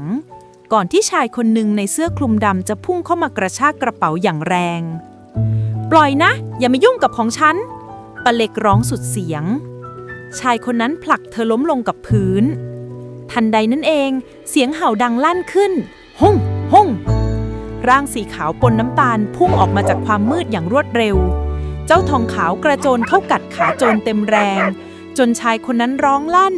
แล้วรีบสะบัดหนีสุดแรงวึ่งหายไปในตรอกซอกซอยในหมู่บ้านป้าเล็กนั่งหอบหัวใจเต้นแรงเธอเงยหน้ามองเจ้าทองขาวที่ยังยืนอยู่ตรงหน้าหอบหายใจแรงมันมองเธอด้วยสายตาเหมือนถามว่าไม่เป็นไรใช่ไหมแต่แทนที่ป้าจะพูดขอบคุณป้าเล็กกลับทำเสียงแข็งกลบความกลัวไม่ต้องมาช่วยฉันหรอกไอ้หมาไปซะน้ำเสียงนั้นสั่นเล็กน้อยแต่เธอพยายามพูดให้มั่นคงเจ้าทองขาวนิ่งมันไม่เห่าไม่ขยับแค่มองอยู่ครู่หนึ่งก่อนจะค่อยๆถอยกลับไปที่บ้านร้างหลังเดิมที่เคยเต็มไปด้วยความสุขร่างของมันเปียกโชกแต่ยังคงเฝ้ามองป้าเล็กอยู่เงียบๆแววตาสีดำคู่นั้นมองมาอย่างสงบเหมือนไม่ต้องการสิ่งใดตอบแทนหมาอะไรก็ไม่รู้บ้าเหมือนเจ้านายมันเธอบ่นเบาๆแล้วเดินเข้าบ้านปิดประตูเสียงดังแล้วนอนต่อเหมือนไม่มีอะไรเกิดขึ้นวันต่อมาหลังจากป้าเล็กกำลังจะปิดร้านลมเย็นและท้องฟ้ามืดสนิทไม่มีดาวไม่มีเสียงฝนมีเพียงเสียงใบไม้ไหวเบาๆ ป้าเล็กนั่งนับเงินในร้านเหมือนทุกคืน เตรียมจะปิดร้านกลับขึ้นบ้าน เสียงฝีเท้าเบาๆดังมาจากหน้าร้านอีกครั้ง เสียงที่เธอจำได้ดี เสียงนั้นกลับมาอีกแล้ว เธอยืนนิ่ง หัวใจเต้นแรง มือที่ถือถุงเงินเริ่มสั่น ใครน่ะ อย่ามาเล่นอะไรบ้าๆนะ เธอตะโกนออกไป แต่ไม่มีเสียงตอบกลับ มีเพียงเสียงฝีเท้าที่ใกล้เข้ามาเรื่อยๆ ทันใดนั้นเงาดำพุ่งออกมาจากมุมมืด ชายคนเดิมนั่นเอง เสื้อคลุมดำ มือข้างหนึ่งถือมีดปลายแหลมแวววาวในแสงไฟ ส่งกระเป๋ามา เสียงเข้มดังขึ้นป้าเล็กชะงักจนพูดไม่ออก ยังไม่ทันที่โจรจะพูดจบ เสียงเห่าดังก้องฮ่งฮ่งเจ้าทองขาววิ่งพุ่งออกจากบ้านไม้ข้างนั้นอย่างไม่ลังเล ปากของมันกัดเข้าที่กลางลำตัวของชายคนนั้นจนล้ม มีดในมือกระเด็นตกพื้น ชายคนนั้นสะบดลั่น ไอ้หมาบ้า แล้วคว้าไม้แถวนั้นฟาดเต็มแรง เจ้าทองขาวร้องเสียงหลง แต่ยังไม่ยอมถอย มันพยายามขยับเข้าไปขวางระหว่างป้าเล็กกับคนร้าย ทั้งที่ตัวเองบาดเจ็บหนัก ป้าเล็กตัวแข็ง หัวใจเต้นแรง เธอเห็นภาพนั้นเหมือนทุกอย่างช้าลง พอแล้ว หยุดนะ เธอตะโกนสุดเสียง แต่โจรยังพยายามฟาดซ้ำ เจ้าทองขาวกัดแขนอีกฝ่ายเต็มแรง จนชายคนนั้นร้องลั่น แล้ววิ่งหนีออกไปในความมืด ทิ้งรอยเลือดไว้บนพื้น ป้าเล็กสุดลงข้างหมา มือสั่นเทา ทองขาว เอ็งเป็นอะไรมากไหมวะ เจ้าทองขาวหอบหายใจแรง เลือดซึมออกจากบาดแผลที่สีข้าง มันพยายามขยับปากของมันมาแตะมือเธอเบาๆ เหมือนจะบอกว่า เป็นอะไรมากไหม ฉันมาช่วยป้าแล้วนะป้าเล็กนิ่ง น้ำตาคลอโดยไม่รู้ตัว เธอเสียงสั่น เจ้าหมาบ้า ใครใช้ให้ช่วยข้าวะคำพูดนั้นสั่นจนแทบไม่เป็นคำ เธอลุกขึ้น รีบวิ่งเข้าครัว หยิบผ้าขาวสะอาดกับน้ำอุ่นออกมาซับเลือดให้มัน มันนิ่งไม่ขัดขืน แววตายังมองเธออย่างอ่อนโยนเหมือนเดิม อย่าตายนะ เอ็งได้ยินไหม เธอตะโกน น้ำเสียงนั้นไม่ใช่เสียงของหญิงปากร้ายคนเดิมอีกต่อไป แต่เป็นเสียงของคนที่กำลังกลัวจะสูญเสียสิ่งที่รักไปอีกครั้ง คืนนั้นป้าเล็กไม่นอนทั้งคืน เธอนั่งเฝ้ามันอยู่ในบ้าน มือยังคอยเช็ดเลือดที่ซึมออกมาเบาๆทุกครั้ง และป้าเล็กรู้สึกได้ว่า คืนนี้เธอไม่ได้อยู่คนเดียวอีกต่อไป เช้าวันนั้นป้าเล็กสะดุ้งตื่นจากเก้าอี้ไม้ที่นั่งเฝ้าอยู่ทั้งคืน มือที่เคยลูบหัวเจ้าทองขาวทั้งคืน สัมผัสได้ถึงบางสิ่ง มันร้อนจัดกว่าปกติ ทองขาว เอ็งเป็นอะไรอีกวะ เสียงเธอสั่นเล็กน้อยเมื่อแตะตัวมัน ขนมันชื้นเหงื่อ หายใจหอบแรง จนหน้าอกยุบขึ้นลงทีๆป้าเล็กลุกพรวด ไม่ได้นะเว้ย เอ็งจะเป็นแบบนี้ไม่ได้ แล้วรีบวิ่งไปคว้ากุญแจรถซาเล้ง หยิบผ้าห่มผืนบางมาห่อร่างมันแน่น แล้วอุ้มขึ้นทางน้ำตา อดทนไว้นะ เดี๋ยวฉันจะพาไปหาหมอ เสียงเธอสั่นแต่แน่วแน่ กำมือกับแฮนด์รถแน่น ก่อนจะขี่ซาเล้งออกจากบ้าน พอถึงคลินิกรักษาสัตว์ เธอแทบวิ่งเข้าไปที่ห้องพักฟื้น หมอ ช่วยมันที มันโดนทำร้ายเมื่อคืน เลือดไหลไม่หยุดเลย ตัวร้อนด้วย สัตวแพทย์หนุ่มรีบมารับตัวไป เจ้าทองขาวถูกยกขึ้นเตียง หัวใจเต้นแผ่ว เสียงเครื่องมือดังติดเบาๆป้าเล็กยืนนิ่ง มือสั่น กำใช้เสื้อแน่น ไม่นาน หมอเดินออกมาช้าๆ พร้อมบอกว่า สุนัขของป้าอาการค่อนข้างหนักครับ มันเสียเลือดเยอะ แผลลึก และมีไข้สูง ตอนนี้เราฉีดยาให้แล้ว แต่โอกาสรอด อาจแค่ 50-50 ครับ คำว่า 50-50 ทำให้ป้าเล็กเหมือนถูกฟาดเข้าที่หน้า เธอก้มมองเท้าตัวเอง น้ำตาเริ่มไหลโดยไม่รู้ตัว เธอพึมพำเบาๆเหมือนคุยกับใครสักคน ข้าไม่เคยกลัวเสียอะไรมากกว่านี้มาก่อนเลยนะธงขาว หมอหันมามองอย่างเห็นใจ อย่าเพิ่งหมดหวังครับ ป้ามันยังมีแรงใจดีมาก มันยังมองหาป้าอยู่ตลอด ป้าเล็กเดินเข้าไปใกล้เตียง มองเจ้าทองขาวที่นอนนิ่งบนผ้าขาว ดวงตาปรือๆพยายามหันมาทางป้าเล็ก ป้าเล็กก้มลงกระซิบข้างหูมัน น้ำตาไหลอาบแก้ม หายเร็วๆนะ เจ้าหมา เดี๋ยวฉันมารับแกกลับบ้าน ไอ้เพื่อนยาก และในวินาทีนั้นเอง เธอเพิ่งรู้ว่า สิ่งที่เธอเคยเรียกว่าหมาโง่ คือหัวใจบริสุทธิ์ที่สุดที่เธอเคยพบมาเลยในชีวิตนี้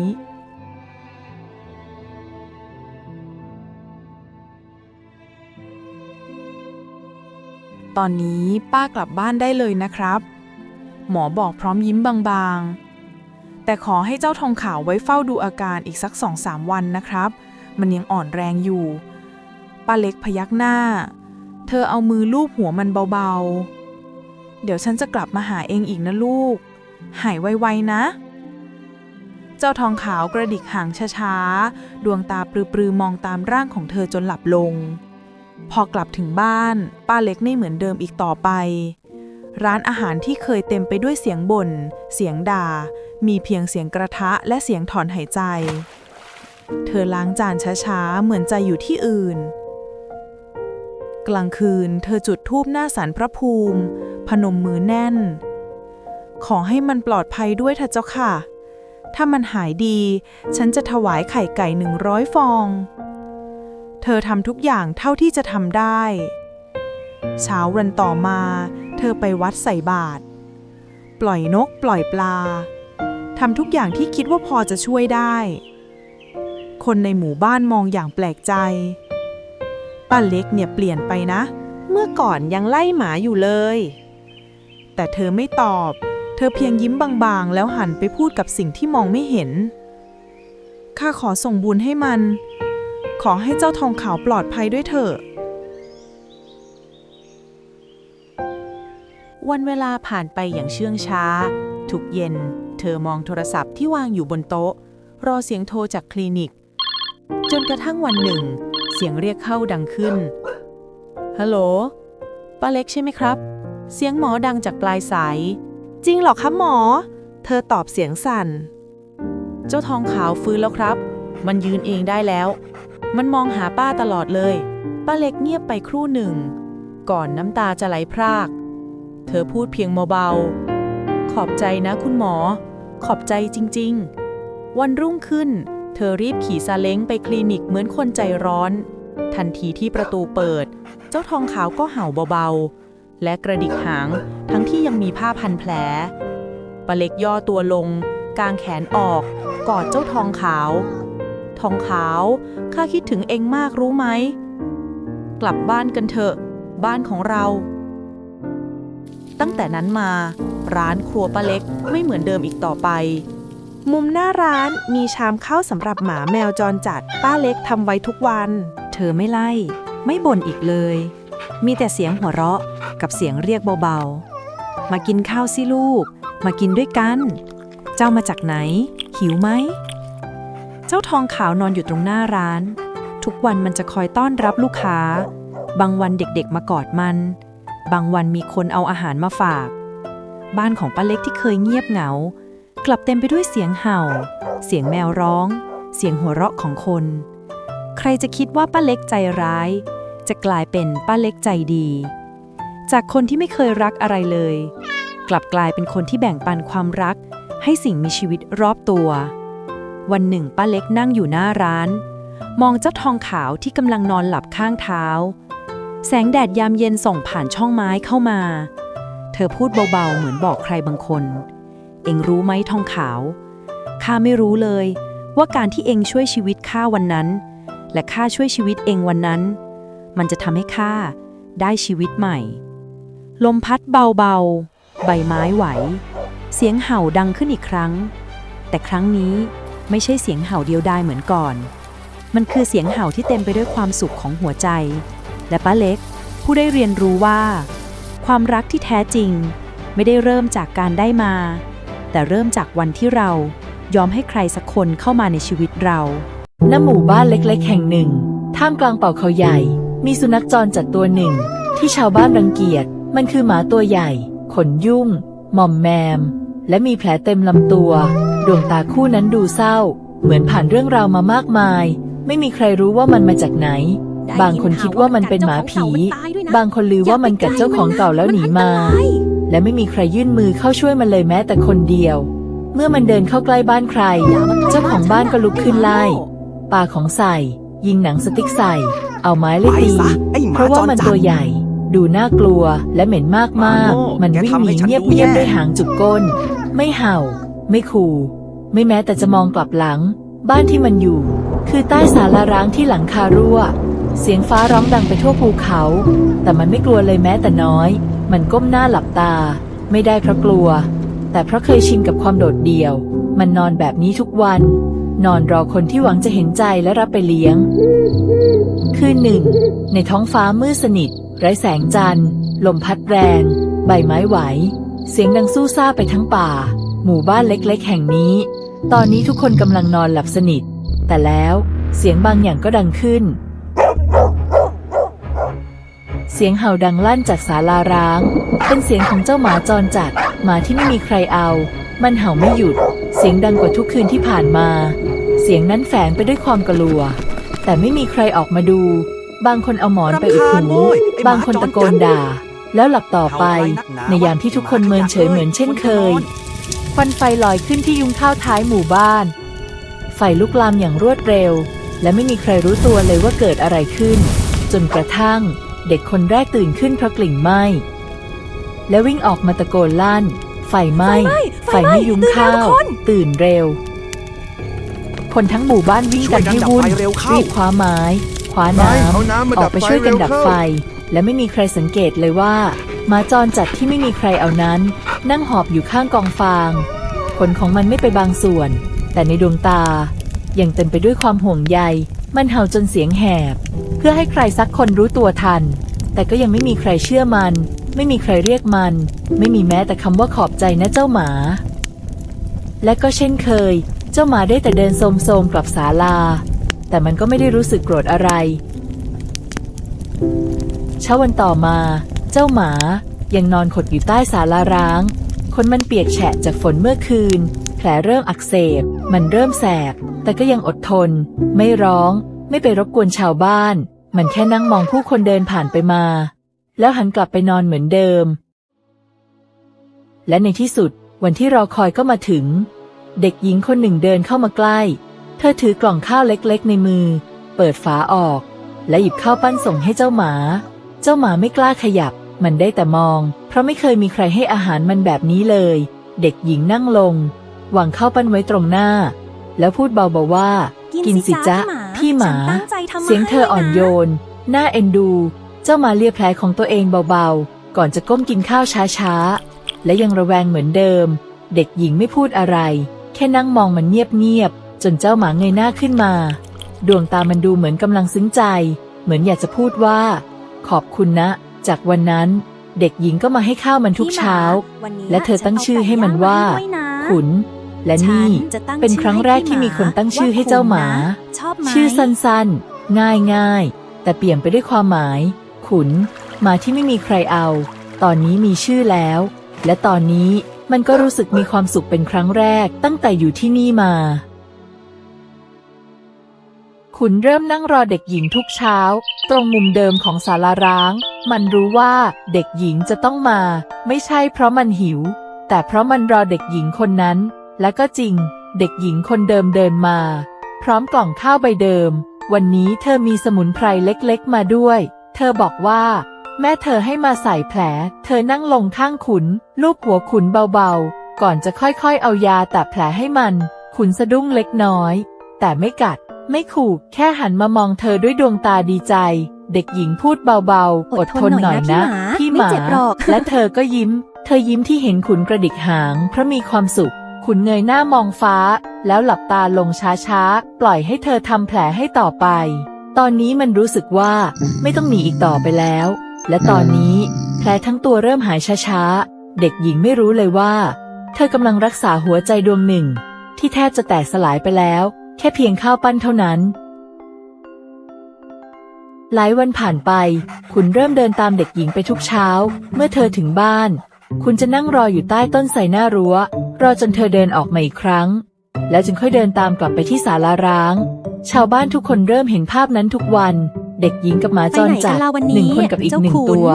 เดินไปด้วยกันทุกวัน และตอนนี้ ชาวบ้านเริ่มสนใจในตัวของเจ้าหมาขึ้นมาบ้างแล้ว จนกระทั่งคืนหนึ่ง มีเสียงฝีเท้า2 คนลอบเร้นเข้ามาในหมู่บ้านเงาร่างแปลกหน้า2 คนค่อยๆย่องเข้าไปทางหลังบ้านเด็กหญิงประตูไม้ไผ่ถูกเปิดออกช้าๆแต่ยังไม่ทันได้เดินเข้าไปแล้วทันใดนั้นเจ้าหมาจรจัดก็พุ่งเข้าใส่เต็มแรงมันกัดเข้าที่ขาโจรจนล้มลงกับพื้นอีกคนพยายามจะช่วยแต่ก็ถูกมันกระโจนใส่จนถอยหนีไม่ทันเสียงร้องลั่นดังไปทั่วหมู่บ้านชาวบ้านเริ่มเปิดประตูออกมาดูจนทั้งสองรีบวิ่งหนีหายไปในความมืดขุนยืนหอบหายใจแรงเลือดเปื้อนปากและขาแต่มันยังจ้องมองไปทางบ้านเด็กหญิงมันไม่ได้ห่วงบ้านแต่มันห่วงเด็กหญิงคนนั้นแล้ววันนั้นเองชาวบ้านเริ่มรู้สึกว่าเจ้าหมาจรจัดตัวนี้อาจไม่ใช่แค่หมาที่ไม่มีใครเอาอย่างที่เคยคิดไว้แล้วพวกเราอาจจะมองผิดไปหลังจากคืนนั้นชาวบ้านเริ่มพูดถึงขุนมากขึ้นจากหมาที่ไม่มีใครเอาไม่มีใครเข้าใกล้กลายเป็นหมาที่ช่วยไล่โจรออกจากหมู่บ้านจนชาวบ้านเริ่มหลงรักและหลงไหลบางคนเริ่มวางข้าวไว้ให้หน้าศาลาบางคนแอบวางน้ำในขันเล็กๆแต่ก็ยังไม่มีใครกล้าเข้าใกล้มากนักขุนก็ยังเหมือนเดิมไม่เข้าไปคลอเคลียไม่เห่าไม่ขู่แค่กระดิกหางมันแค่นั่งมองแล้วก็กินเงียบๆและครั้งนี้มันมีความสุขมาก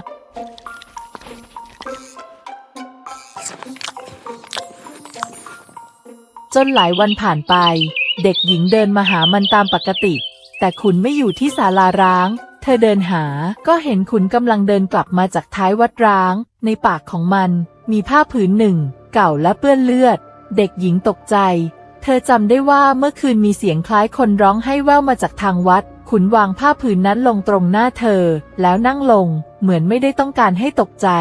แต่มันอยากบอกอะไรบางอย่างเด็กหญิงไม่เข้าใจแต่เธอรู้สึกขนลุกว่าเพราะกลิ่นเลือดยังคงติดอยู่วันนั้นเองหลวงพ่อวัดร้างมาบอกข่าวว่ามีคนเจอรอยเลือดและรองเท้าเก่าๆทิ้งไว้ตรงกุฏิเก่า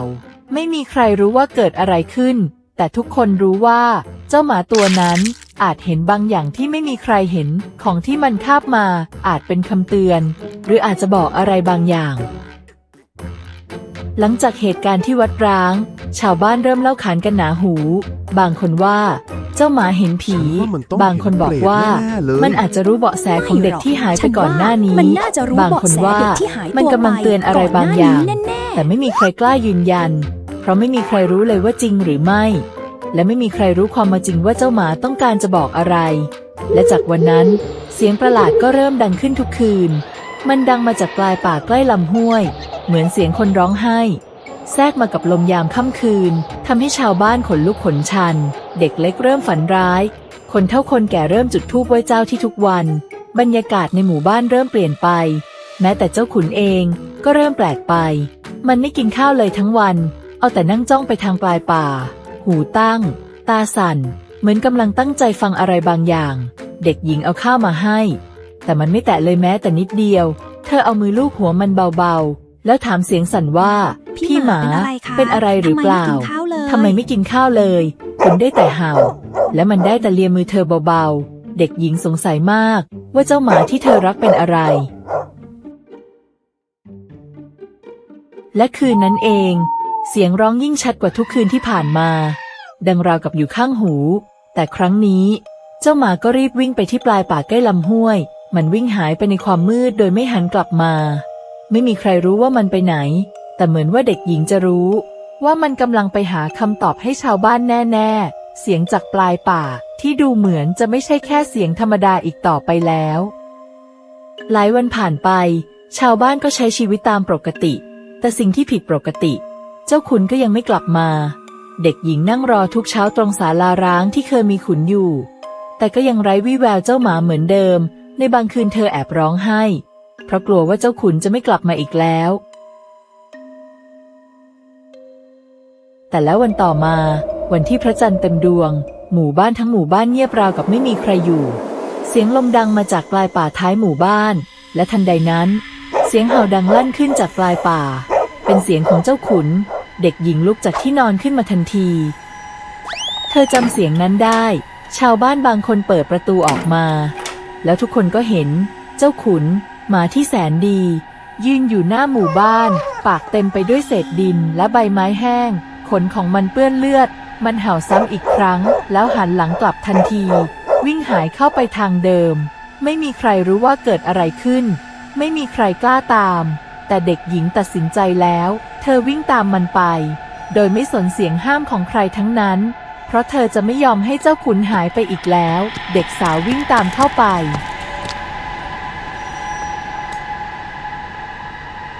เธอวิ่งตามจนไปถึงปลายป่าแต่ก็ไม่พบเจ้าขุนเลยเธอเป็นกังวลใจมากๆเธอวิ่งตะโกนเรียกหาเธอเรียกเธอตะโกนแต่ไม่มีเสียงตอบกลับมาเลยและไม่นานชาวบ้านและพ่อแม่ของเด็กหญิงก็มาตามเธอกลับบ้าน เจ้าขุน และชาวบ้านก็ต่างเรียกหาเจ้าขุน พวกเราเป็ แต่ น ก็ไม่มี ห่วง เสียงตอบกลับ เจ้าขุน ชาวบ้านต่างเป็นกังวลกวนใจ ออกมา แต่ก็ทำอะไรไม่ได้ และชาวบ้านตกลงกันว่า งั้น จะหาต่อในวันพรุ่งนี้ เราไปหาพรุ่งนี้กันเถอะ เช้าวันรุ่งขึ้นหมอกลงหนาทั่วทั้งหมู่บ้าน ชาวบ้านเริ่มรวมตัวกัน พร้อมกับเด็กหญิงและพ่อแม่ของเธอ ทุกคนตั้งใจจะออกตามหาเจ้าขุนเสียงเรียกชื่อขุนดังก้องไปทั่วป่า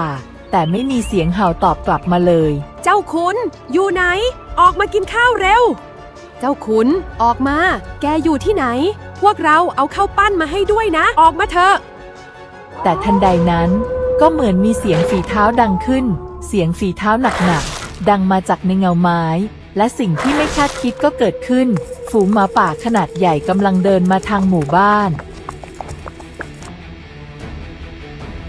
แววตาของมันแดงก่ำฟันแหลมคมยื่นออกมาจากปากพวกมันหิวโหยและกำลังจะบุกเข้าไปในหมู่บ้านเสียงกรีดร้องของชาวบ้านดังขึ้น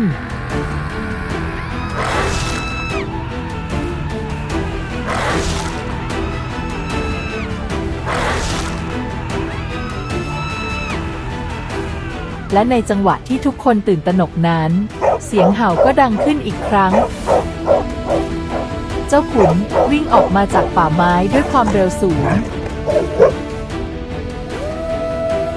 มันกระโจนใส่หมาป่าหัวหน้าอย่างไม่ลังเล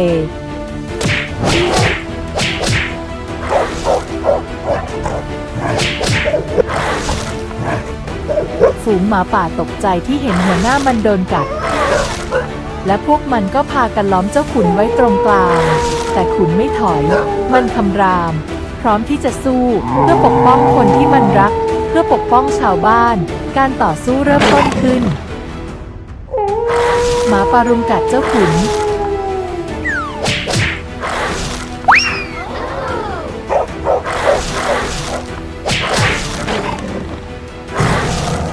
แต่เจ้าขุนก็พยายามตอบโต้แต่เหมือนจะสู้ไม่ได้เจ้าขุนได้รับบาดเจ็บหนักชาวบ้านที่กำลังวิ่งหนี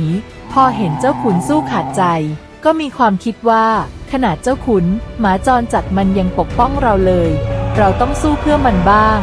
ชาวบ้านเริ่มพอไม้คว้าอาวุธเข้ามาช่วยทุกคนวิ่งเข้าไปอย่างไม่กลัวอีกต่อไป ไปจากหมู่บ้านข้าเดี๋ยวนี้นะไอ้หมาโง่ เข้ามาเลยไอ้ลูกหมา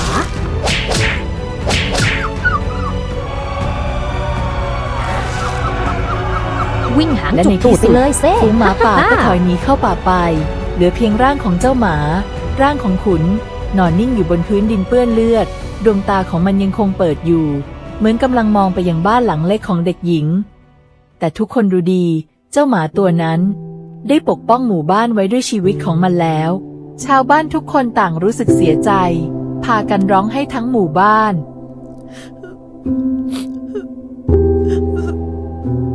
เจ้าขุนหายใจอิดโรยแต่สายตายังคงมองไปที่บ้านของเด็กหญิงและแล้วเด็กหญิงก็เปิดประตูออกมาและรีบวิ่งไปหาเจ้าขุนทันทีเด็กหญิงนั่งข้างร่างของเจ้าขุนเธอพูดว่าฉันปลอดภัยแล้วไม่ต้องห่วงฉันนะและเด็กหญิงน้ำตาไหลไม่หยุดชาวบ้านมองภาพนั้นด้วยใจหวิวบางคนเดินเข้ามาใกล้บางคนยกมือไหว้ให้กับหมาจรจัดไม่มีใครพูดว่ามันสกปรกอีกแล้วไม่มีใครว่าไล่มันไปอีกต่อไปมีแต่คำว่าขอบคุณนะเจ้าหมาขอบคุณนะเจ้าขุนเจ้าขุนมองไปที่เด็กหญิงและค่อยๆหลับตาลงตอนนี้เจ้าหมาได้ทำภารกิจครั้งสุดท้ายของมันจบแล้วและมันไม่ใช่หมาจรจัดอีกต่อไป มันคือหมาวีรบุรุษของชาวบ้านของเด็กหญิง นามว่าเจ้าขุน ทุกคนร่วมกันขุดหลุมเล็กๆใต้ต้นมะขามเก่า ต้นไม้ต้นนั้นตั้งอยู่ไม่ไกลจากศาลาร้าง เป็นที่ที่ขุนเคยนอนเงียบๆในคืนฝนตก เด็กหญิงค่อยๆวางพวงมาลัยดอกไม้ไว้บนร่างมัน แล้วกระซิบเบาๆขอบคุณนะ พี่หมา เวลาผ่านไป หมู่บ้านแห่งนี้ก็ไม่เคยถูกรุกรานอีกเลย ไม่มีใครลืมเจ้าหมาจรจัดตัวนั้น หมาที่ไม่มีใครเอา แต่กลับยอมตายเพื่อปกป้องทุกคน แต่ทันใดนั้นก็มีเสียงเห่าเล็กๆดังขึ้นหมาน้อย3 ตัว รูปร่างเหมือนเจ้าขุนมากๆเพียงแต่ตัวเล็กกว่าเจ้าขุนเท่านั้น เด็กหญิงมองไปเจ้าหมาน้อย3 ตัว แล้วพูดว่า เจ้าขุนยังไม่ตาย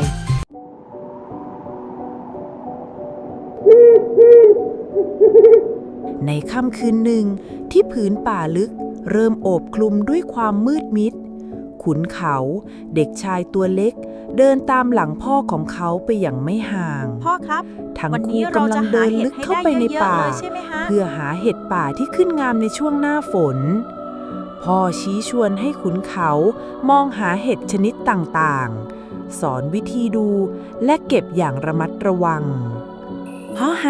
ฮะ ดูนี่สิ ผมเจอเห็ดเยอะแยะเลยฮะพ่อ ขณะที่พ่อกำลังก้มลงเก็บเห็ดดอกหนึ่งอยู่ข้างทาง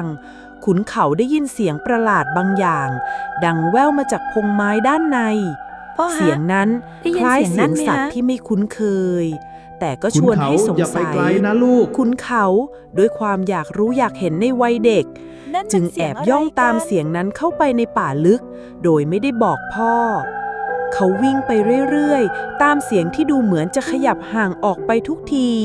จนกระทั่งเสียงนั้น พ่อ เงียบ อไหน ลง พ่อ ขุนเขาอยู่ และ ไหน เมื่อขุนเขาหันกลับไป ออ ม เร็ อ ว ง ก็พบว่า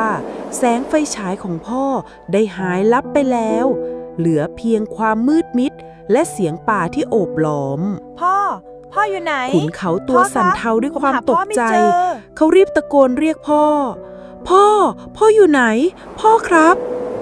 เสียงเล็กๆสั่นเครือแข่งกับเสียงลมที่พัดผ่านต้นไม้ใหญ่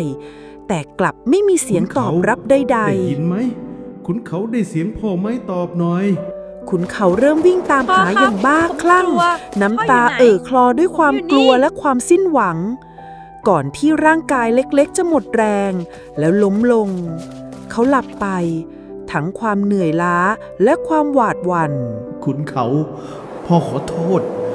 พ่อขอโทษ เมื่อแสงแรกของรุ่งอรุณสาดส่องลงมาในป่า ขุนเขาลืมตาตื่นขึ้นมา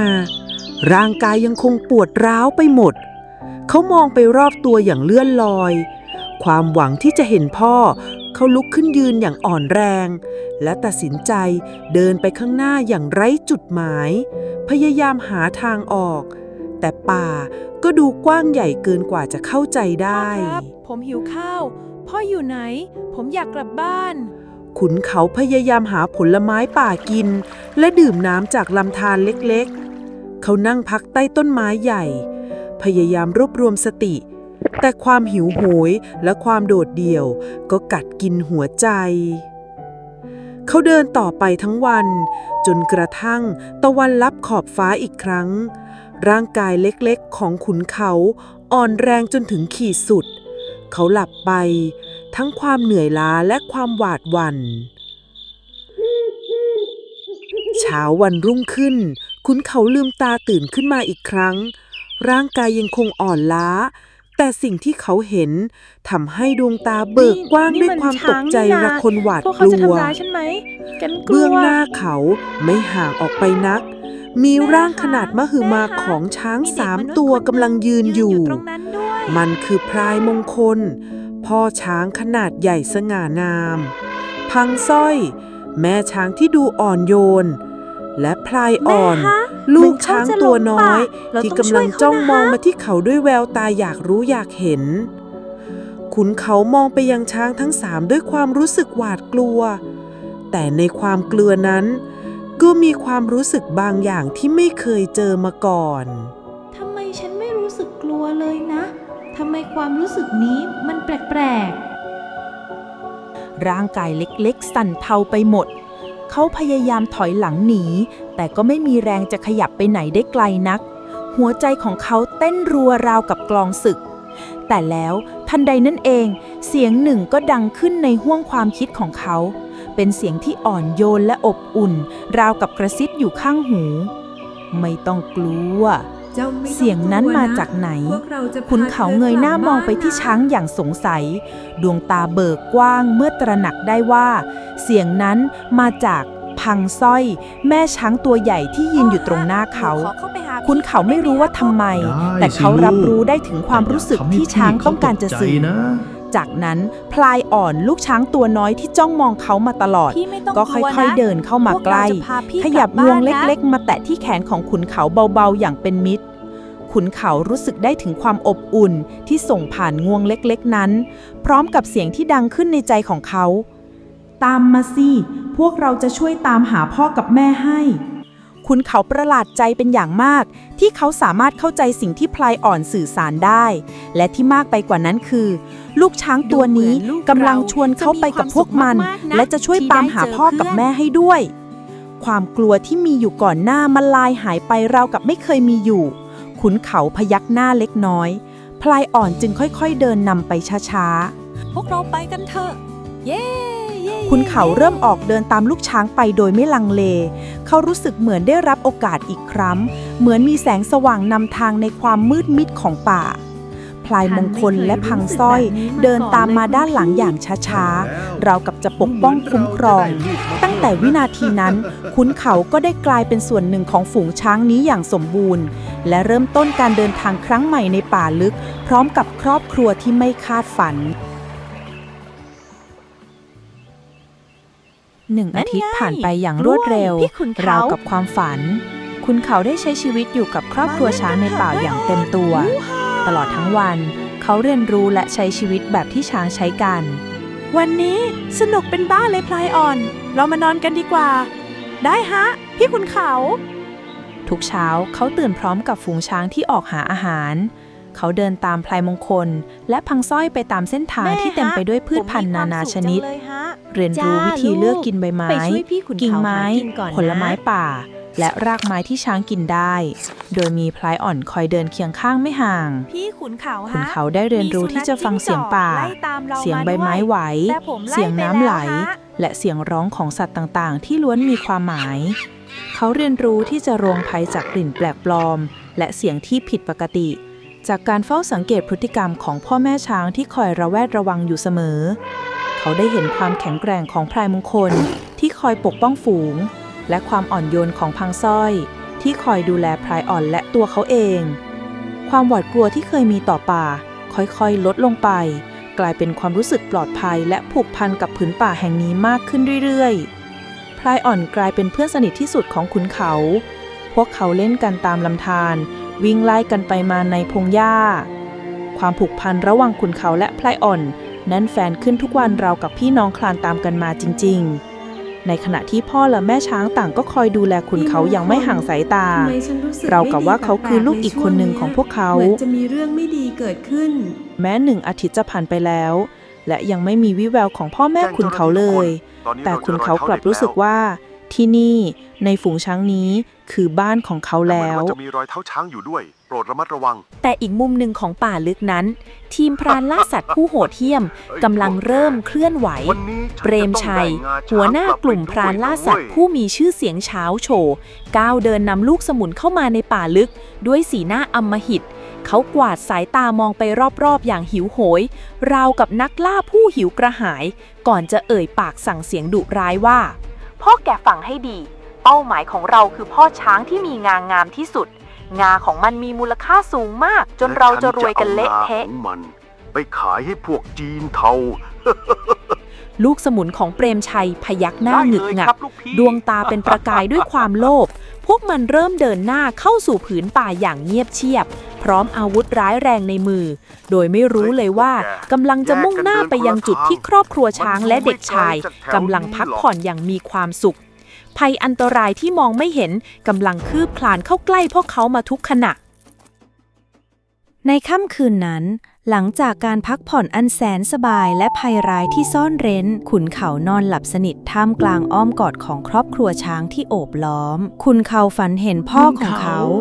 พ่อกำลังเดินอยู่ในป่าเช่นกัน พ่อคิดถึง ใบหน้าของพ่อเต็มไปด้วยความกังวลแล้วเร่งรีบ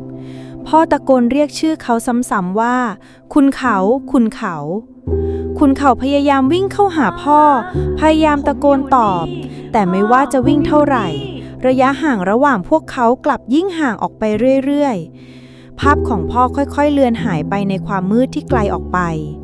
คุณเขาพยายามวิ่งตาม แต่ก็ได้เพียงความว่างเปล่า หัวใจของเขาเจ็บปวดกับการจากลาที่ดูเหมือนจะไม่มีวันสิ้นสุด ทันใดนั้นเอง คุณเขาก็รู้สึกถึงความอบอุ่นบางอย่างที่โอบล้อมรอบตัวเขา เสียงร้องปลุกเบาๆดังขึ้นในหู คุณเขาค่อยๆลืมตาขึ้นมา สิ่งที่เขาเห็นคืองวงอันใหญ่โตของพลายมงคลและพังสร้อยที่ค่อยๆโอบล้อมร่างเล็กๆของเขาเอาไว้ พี่ขุนเขาไม่เป็นไร พี่ขุนเขาแค่ฝันร้ายพลายออนจะดูแลพี่ขุนเขานะ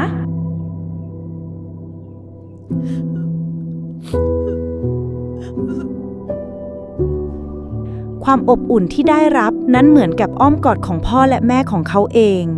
ไม่มีสิ่งใดจะเปรียบได้ คุณเขาซบหน้าลงกับงวงอันอ่อนนุ่มของแม่ช้าง คืนนั้นคุณเขาหลับไปอีกครั้งในอ้อมกอดอันอบอุ่นของครอบครัวใหม่ในป่าลึก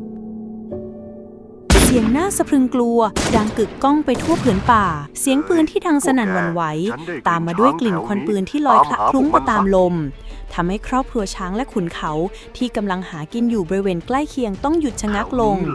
พลายมงคลและพังสร้อยชูงวงขึ้นดมกลิ่นและส่งเสียงร้องเตือนเบาๆพวกมันรับรู้ได้ถึงภัยอันตรายที่กำลังคืบคลานเข้ามาเสียงปืนที่ดังขึ้นนั้นมาจากกลุ่มพรานล่าสัตว์ที่นำโดยเปรมชัยชายร่างดาวใหญ่ผู้มีใบหน้าดุดันและแววตาอำมหิตเปรมชัยไม่ใช่แค่พรานธรรมดาเขาคือหัวหน้ากลุ่มล่าสัตว์เถื่อนที่มีข่าวเฉาโฉไปทั่วประเทศมีรายงานข่าวออกทุกช่องถึงการหายตัวไปของเด็กชายในป่าและการส่งเจ้าหน้าที่ลงพื้นที่ค้นหาแต่สำหรับเปรมชัยและพรรคพวกงานอดิเรกของพวกเขาคือการล่าสัตว์โดยเฉพาะงาช้างซึ่งเป็นการล่าเพื่อเงินรางวัลเท่านั้นพวกมันไม่สนใจชีวิตของสัตว์ป่าไม่มีความเมตตาและพร้อมจะทำทุกอย่างเพื่อผลประโยชน์ของตัวเองความโหดเหี้ยมและอำมหิตของเปรมชัยทำให้เขาเป็นที่หวังได้ยินข่าวว่ามีคนจิตใจโหดเหี้ยมเข้ามาด้วยพวกเราระวังตัวกันด้วยนะใช่หนีกันเถอะระมัดระวังขุนเขาก็เริ่มได้ยินเสียงฝีเท้าของมนุษย์ดังใกล้เข้ามาเรื่อยๆพลายมงคลและพังสร้อยทำท่าจะพากันหลบหนีแต่ดูเหมือนว่าพวกพรานจะเข้ามาใกล้เกินกว่าจะหลีกเลี่ยงได้ง่ายๆภัยอันตรายที่ไม่เคยคาดคิดกำลังจะมาถึงครอบครัวช้างและเด็กชายผู้หลงป่าในไม่ช้าแย่แล้วฉันได้กลิ่นดินปืนต้องไปบอกพ่อกับแม่เรามันอยู่ไม่ไกลจากแถวนี้แหละฉันได้กลิ่นอยู่แยกกันค้นหาคืนนี้เราได้ตัวมันแน่ฉันต้องได้งาของมันไม่ได้แล้ว แบบนี้อันตรายฉันต้องทำอะไรสักอย่างแล้วและในคืนนั้นเองเสียงปืนก็ดังขึ้นอีกครั้งหัวใจของขุนเขาเต้นระรัวไม่เป็นจังหวะมันคือเสียงปืนของเปรมชัยและกลุ่มพรานล่าสัตว์ที่กำลังคืบคลานเข้ามาใกล้บริเวณที่ครอบครัวช้างของเขาหลบซ่อนอยู่พลายมงคลและพังสร้อยต่างส่งเสียงร้องเบาๆแฝงความกังวลพวกมันรู้ว่าเวลานี้ไม่สามารถหลีกเลี่ยงการเผชิญหน้าได้แต่แทนที่จะหนีพวกมันกลับแสดงท่าทีบางอย่างที่ทำให้ขุนเขาประหลาดใจพวกมันค่อยๆแบนตัวขุนเขาและพลายอ่อนลูกช้างให้เดินไปทางด้านหน้าราวกับจะบอกให้พวกเขาเดินไปในทิศทางหนึ่งไม่นานนักแสงไฟฉายก็ปรากฏขึ้นส่องสว่างท่ามกลางความมืดมิดของป่าเบื้องหน้าคือภาพที่ทำให้ขุนเขาถึงกับหยุดชะงักมีทั้งกลุ่มของเปรมชัยที่มาพร้อมอาวุธครบมือและที่สำคัญคือเจ้าหน้าที่พิทักษ์ป่าไม้ที่กำลังออกค้นหาพลายมงคลและพังสร้อยค่อยๆเดินนำขุนเขาและพลายอ่อนเข้าไปใกล้กลุ่มความหล่อนั้นเรากับพวกมันตัดสินใจแล้วว่าจะพาส่งขุนเขาให้กลับคืนสู่มือของเจ้าหน้าที่เพื่อความปลอดภัยของเด็กชายขุนเขาเองก็ตกใจด้วยความดีใจและสับสนเขารู้สึกโล่งใจที่เห็นคนและตื่นเต้นที่จะได้กลับไปหาครอบครัวจริงๆของเขา ขุนเขาเตรียมตัวที่จะวิ่งออกไปหาเจ้าหน้าที่ เพื่อเล่าเรื่องราวทั้งหมดที่เกิดขึ้น และขอความช่วยเหลือให้กับครอบครัวช้างที่แสนดีของเขา ไว้เดี๋ยวฉันมาเล่นด้วยบ่อยๆนะ ได้เลยฮะที่ขุนเขา แต่แล้ว ไลออน ทันใดนั้น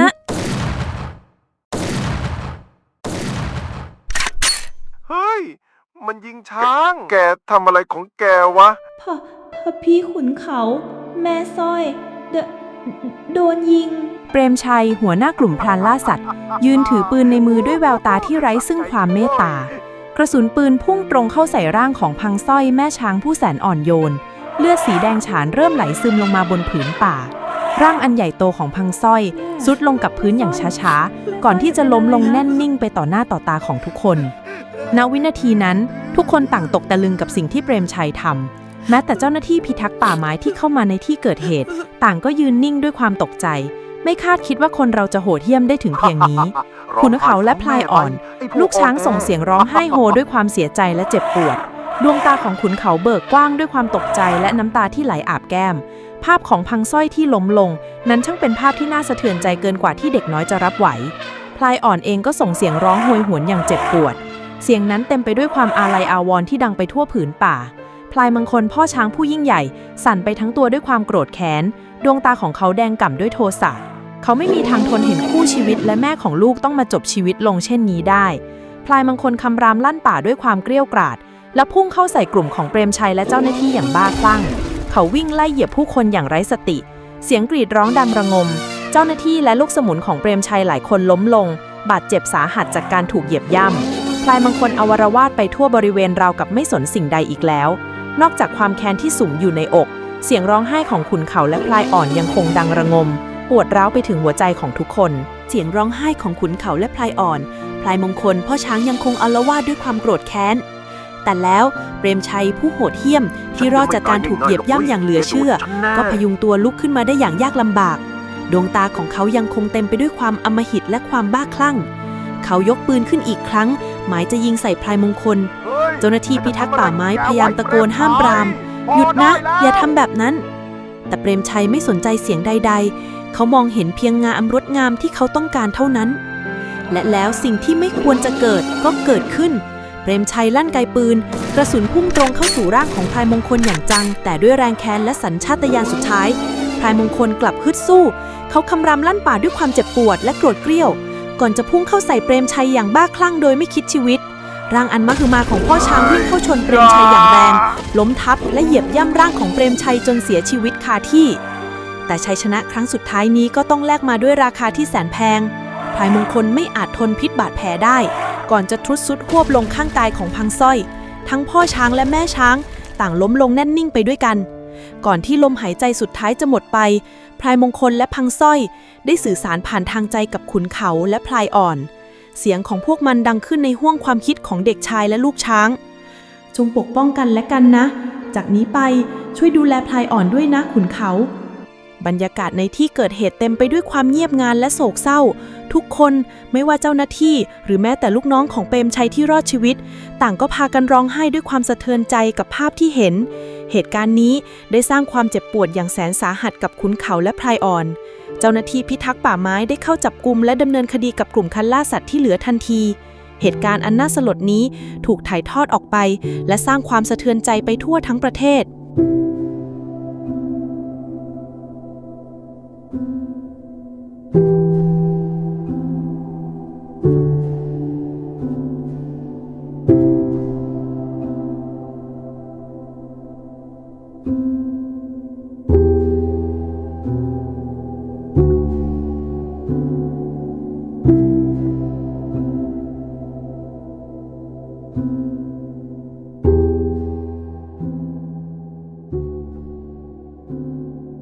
หลังจากเหตุการณ์สะเทือนขวัญในวันนั้น1 ปีเต็มได้ผ่านพ้นไปขุนเขาเด็กชายผู้กล้าหาญและพลายอ่อนลูกช้างกำพร้าไม่เคยลืมเรื่องราวความสูญเสียในวันนั้นเลยภาพของพลายมงคลและพังสร้อยพ่อแม่ช้างผู้เสียสละยังคงชัดเจนอยู่ในความทรงจำของพวกเขาเสมอเรื่องราวทั้งหมดกลายเป็นคติเตือนใจอันล้ำค่าสอนให้พวกเขารู้จักคุณค่าของชีวิตความผูกพันและความกล้าหาญแต่แม้จะมีความเจ็บปวดในอดีตขุนเขาและพลายอ่อนก็ไม่ได้จมอยู่กับความเศร้า วกเขายังคงมีกันและกัน หลังจากเหตุการณ์นั้น ขุนเขาได้นำพลายอ่อนมาอยู่ด้วย ช้างน้อยที่ไร้พ่อแม่ได้รับการดูแลจากขุนเขาและครอบครัวของขุนเขา พวกเขาเติบโตมาด้วยกัน กลายเป็นพี่น้องที่ไม่มีอะไรจะมาพรากจากกันได้ ทุกวันคือการผจญภัยครั้งใหม่ของขุนเขาและพลายอ่อน พวกเขาใช้ชีวิตเหมือนพี่น้อง เล่นสนด้วยกันในทุ่งกว้าง ว่ายน้ำในลำธารใสสะอาด ความผูกพันข้างสายพันธุ์นั้นมีอยู่จริงและมันงดงามเพียงใด จากเด็กชายที่เคยหลงป่ากลายเป็นผู้ดูแลเพื่อนรักต่างสายพันธุ์ ขุนเขาและพลายอ่อนได้สร้างครอบครัวของตัวเองขึ้นมาใหม่ ครอบครัวที่อาจจะไม่มีพ่อแม่ช้างคอยปกป้องอีกแล้ว แต่เต็มไปด้วยความรัก ความเข้าใจ และความสุขที่ยั่งยืน พวกเขาจะอยู่เคียงข้างกันตลอดไป เป็นตัวแทนของความหวัง และบทเรียนอันยิ่งใหญ่ที่ผืนป่าได้มอบให้ ไม่มีใครเลือกเกิดได้ ปันก็เหมือนเด็กคนอื่น เขาเกิดมาในครอบครัวที่เคยมีพ่อแม่ แต่ตอนนี้เหลือแค่ยายคนเดียวที่ยังพอเดินไหวกับหมาน้อยชื่อเข้าตังที่ไม่มีใครเอา เช้าวันนี้ฝนยังตกพรำๆเหมือนเมื่อวาน เสียงยายบัวดังขึ้นในเพิงไม้ที่หลังคารั่ว ปันตื่นได้แล้ว เดี๋ยวไปโรงเรียนไม่ทัน ปันลุกขึ้นทันทีไม่มีคำบ่นไม่มีงัวเงียเขารู้ว่าถ้าเขาไม่ลุกทุกอย่างก็จะสายไปหมด เขาเปิดเตาจุดไฟจากเศษไม้เทข้าวสารที่เหลือแค่กำมือลงหม้อเติมน้ำข้าวต้มคืออาหารเช้าของเขากับยายทุกวันไม่มีอะไรใหม่ไม่มีอะไรน่าตื่นเต้นข้างเตาเจ้าเข้าตังนอนเงียบมันเป็นหมาจรที่เขาเก็บมาเลี้ยงตั้งแต่ตอนยังขี้เรื้อนตอนนี้มันดีขึ้นมากแต่ยังผอมและขี้กลัวรอแป๊บเดี๋ยวได้กินละปันพูดกับมันเหมือนเพื่อนคนหนึ่งเมื่อเขาตุ้มเดือดเขาตักแบ่งใส่ชามให้ยายก่อนยายไอแรงขาเริ่มไม่มีแรงลุกแต่ยังฝืนลุกมานั่งกินให้หมดนะจะได้มีแรงเรียนหลังจากเก็บจานปันหยิบตะกร้ากล้วยปิ้งออกจากบ้านพร้อมยายเดินฝ่าฝนไปยังหน้าโรงเรียนทุกเช้ายายจะยืนขายกล้วยที่ริมรั้วถึงจะเจ็บขาปวดหลังไอไม่หยุดเลยแต่ยายไม่เคยบ่นเลยสักคำปันยืนดูยายสักพักก่อนเดินเข้าโรงเรียนรองเท้าแตะของเข้าขาดเสื้อนักเรียนเก่าเกินตัว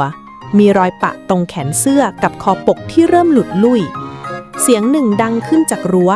ไงไอ้กล้วยปิ้งวันนี้มีกล้วยมาขายเป้าฮ่าฮ่าคิมหัวโจกประจำห้องเดินยิ้มมาด้วยเสียงหัวเราะฉันอยากกินกล้วยเอากล้วยมากินหน่อยสิฮ่าเสียงหัวเราะจากเพื่อนบางคนดังตามมาแต่ปันไม่พูดอะไรเขาไม่เคยตอบโต้เพราะเขารู้ดีว่าถ้าตัวเองเถียงสิ่งที่เขาจะเสียมันมากกว่าคำพูดในกระเป๋าเสื้อมีห่อกล้วยปิ้ง1 ชิ้นย้ายแอบยัดให้ตอนเดินมาเอาไว้กินตอนพักนะลูกแม้มันจะเย็นชืดแต่มันคือกล้วยที่อร่อยที่สุดในโลกสำหรับปันไม่มีใครรู้ว่าเด็กคนหนึ่งต้องผ่านอะไรมาก่อนจะยิ้มให้ใครได้บ้างและไม่มีใครรู้เลยว่าเด็กคนนั้นจะยังต้องเจอกับอะไรอีกมากแค่ไหนเข้าตังไม่ได้เป็นหมาน่ารักตั้งแต่แรกตอนที่ปันเจอมันเหม็นขี้เรื้อนขนล่วงเป็นหย่อมและตัวสั่นอยู่ใต้แผ่นไม้ข้างถังขยะหลังตลาดไม่มีใครสนใจไม่มีใครอยากเข้าใกล้แต่ปันยืนมองมันอยู่นานแล้วก็ควักเศษข้าวเย็นๆจากถุงข้าวตัวเองออกมาไม่ต้องกลัวนะกินสิไม่ต้องกลัวนะฉันไม่ทำร้ายนายหรอกเข้าตังได้แต่ทำหน้าเศร้ามันขยับเข้ามาช้าๆแล้วก็กินคืนนั้นปันแอบพามันกลับบ้านยายไม่ได้ว่าอะไรยายแค่ไอและพูดว่าถ้าเอามาเลี้ยงก็ต้องดูแลให้ดีนะลูกนะแล้วก็เอากะละมังเก่าใบหนึ่งมาอาบน้ำให้ข้าวตังหลังจากวันนั้นข้าวตังก็อยู่กับเขาตลอดแม้จะยังซึมกลัวคนและมีแผลตามตัวแต่เวลาอยู่กับปันมันจะนอนเฝ้าอยู่ใต้เตาหรือเดินตามไปทุกที่เด็กบางคนในโรงเรียนเริ่มเห็นมันเวลาปันพามาส่งยายบางคนกลัวบางคนรังเกียจแต่มีคนหนึ่งที่ไม่เหมือนใครน้องหมาชื่ออะไรหรอแตงถามขึ้นตอนพักเที่ยงเด็กหญิงผมบ๊อบใส่ชุดนักเรียนหญิงสะอาดเรียบร้อยนั่งลงข้างๆซื้อข้าวตังครับ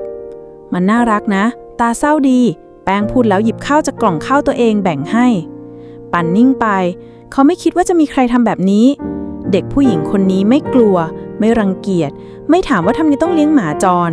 เธอแค่นั่งอยู่ข้างๆเหมือนมันเป็นเรื่องธรรมดาแล้วเสียงคุ้นเคยก็ดังขึ้นจากอีกฝั่งของสนามโอ้ยดูสิหมาขอทามาโรงเรียนด้วยว่ะคิมตะโกนแล้วหัวเราะเสียงดังเขาตังเหรอ เหมาะดี กลิ่นข้าวบูดๆสมชื่อเลยฮ่าฮ่า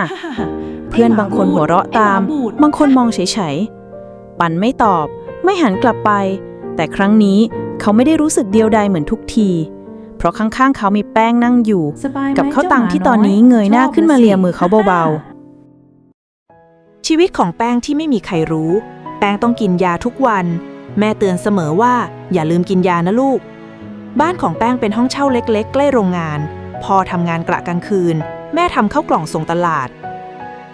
ทุกเช้าก่อนออกจากบ้านแป้งต้องจัดยาใส่กล่องพกติดตัวไว้เสมอ เธอไม่ชอบให้ใครเห็น ไม่อยากให้ใครถาม ไม่อยากให้ใครมองว่าเธอพิเศษ แม้ร่างกายจะไม่ปกติเหมือนเด็กคนอื่น แต่แป้งเลือกจะใช้ชีวิตให้เหมือนคนธรรมดาที่สุด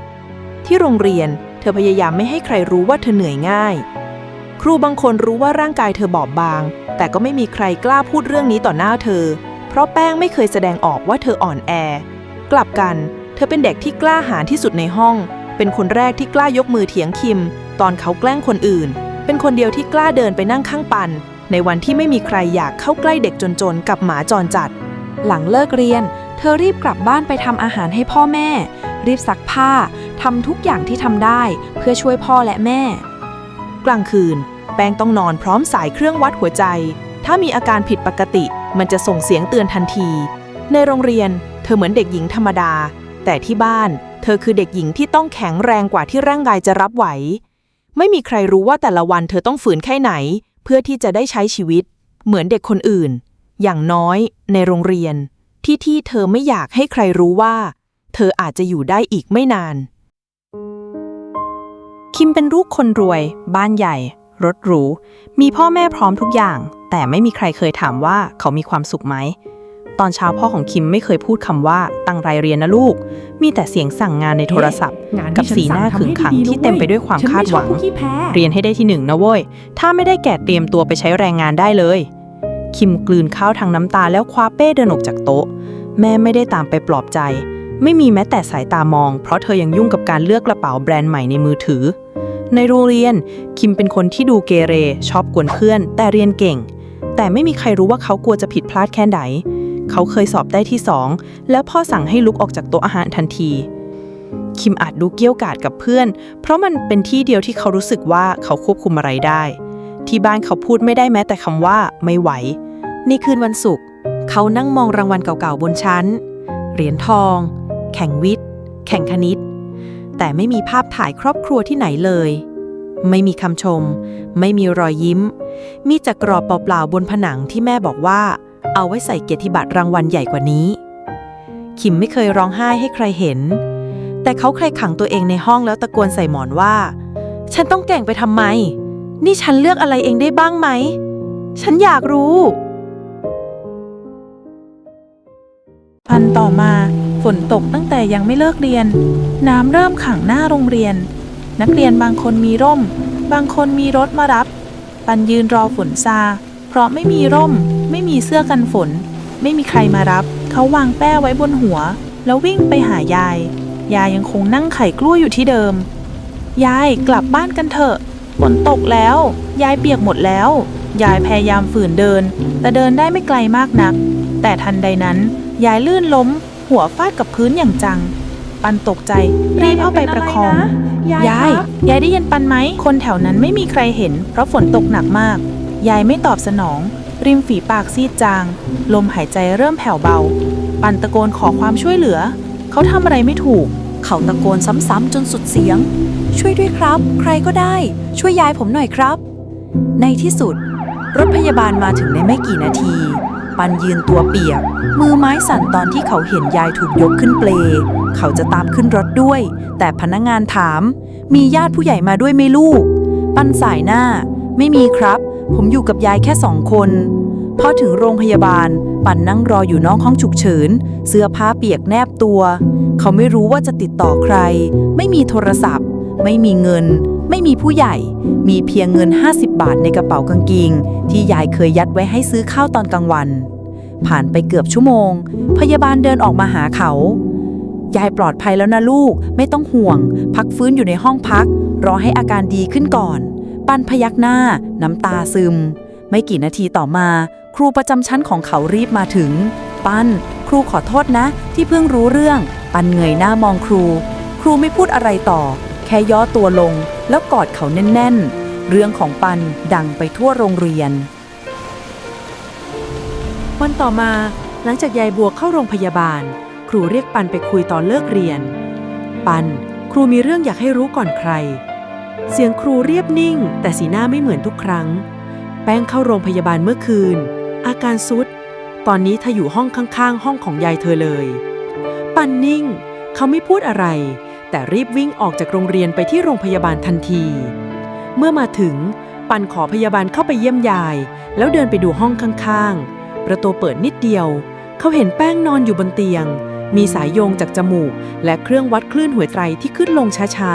ๆปันผลักประตูเข้าไปช้าๆแป้งลืมตาขึ้นเธอยิ้มไงมาเยี่ยมยายเหรอเปล่าปันตอบเสียงเบามาเยี่ยมเธอแป้งเงียบไปพักหนึ่งแป้งพูดขึ้นครูบอกแล้วสินะปันพยักหน้าทำไมเธอไม่บอกเรา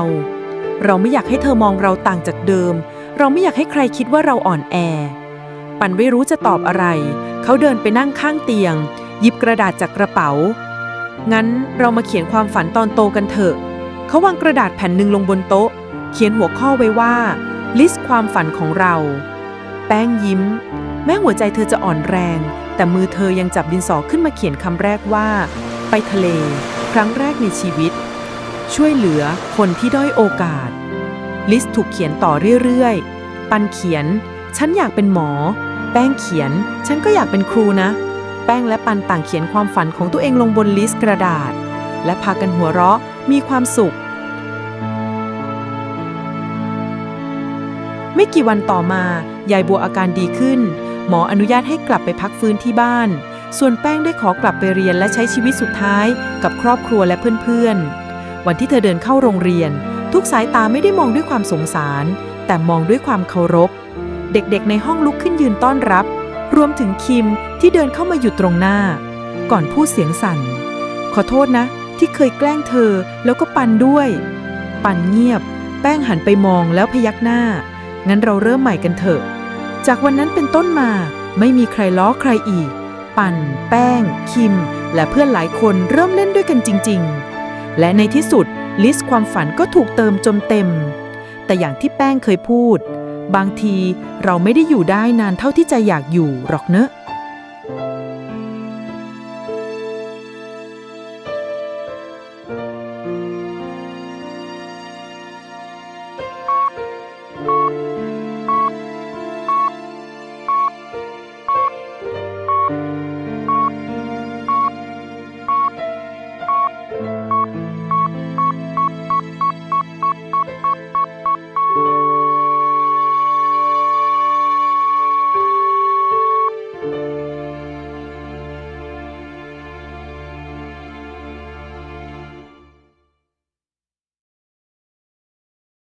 20 ปีผ่านไปปันไม่ใช่หมอแต่เขาได้เป็นสิ่งที่เพื่อนของเขาเคยใฝ่ฝันปันได้เป็นครูประจำโรงเรียนชุมชนเล็กๆวันนี้เขายืนอยู่หน้าชั้นเรียน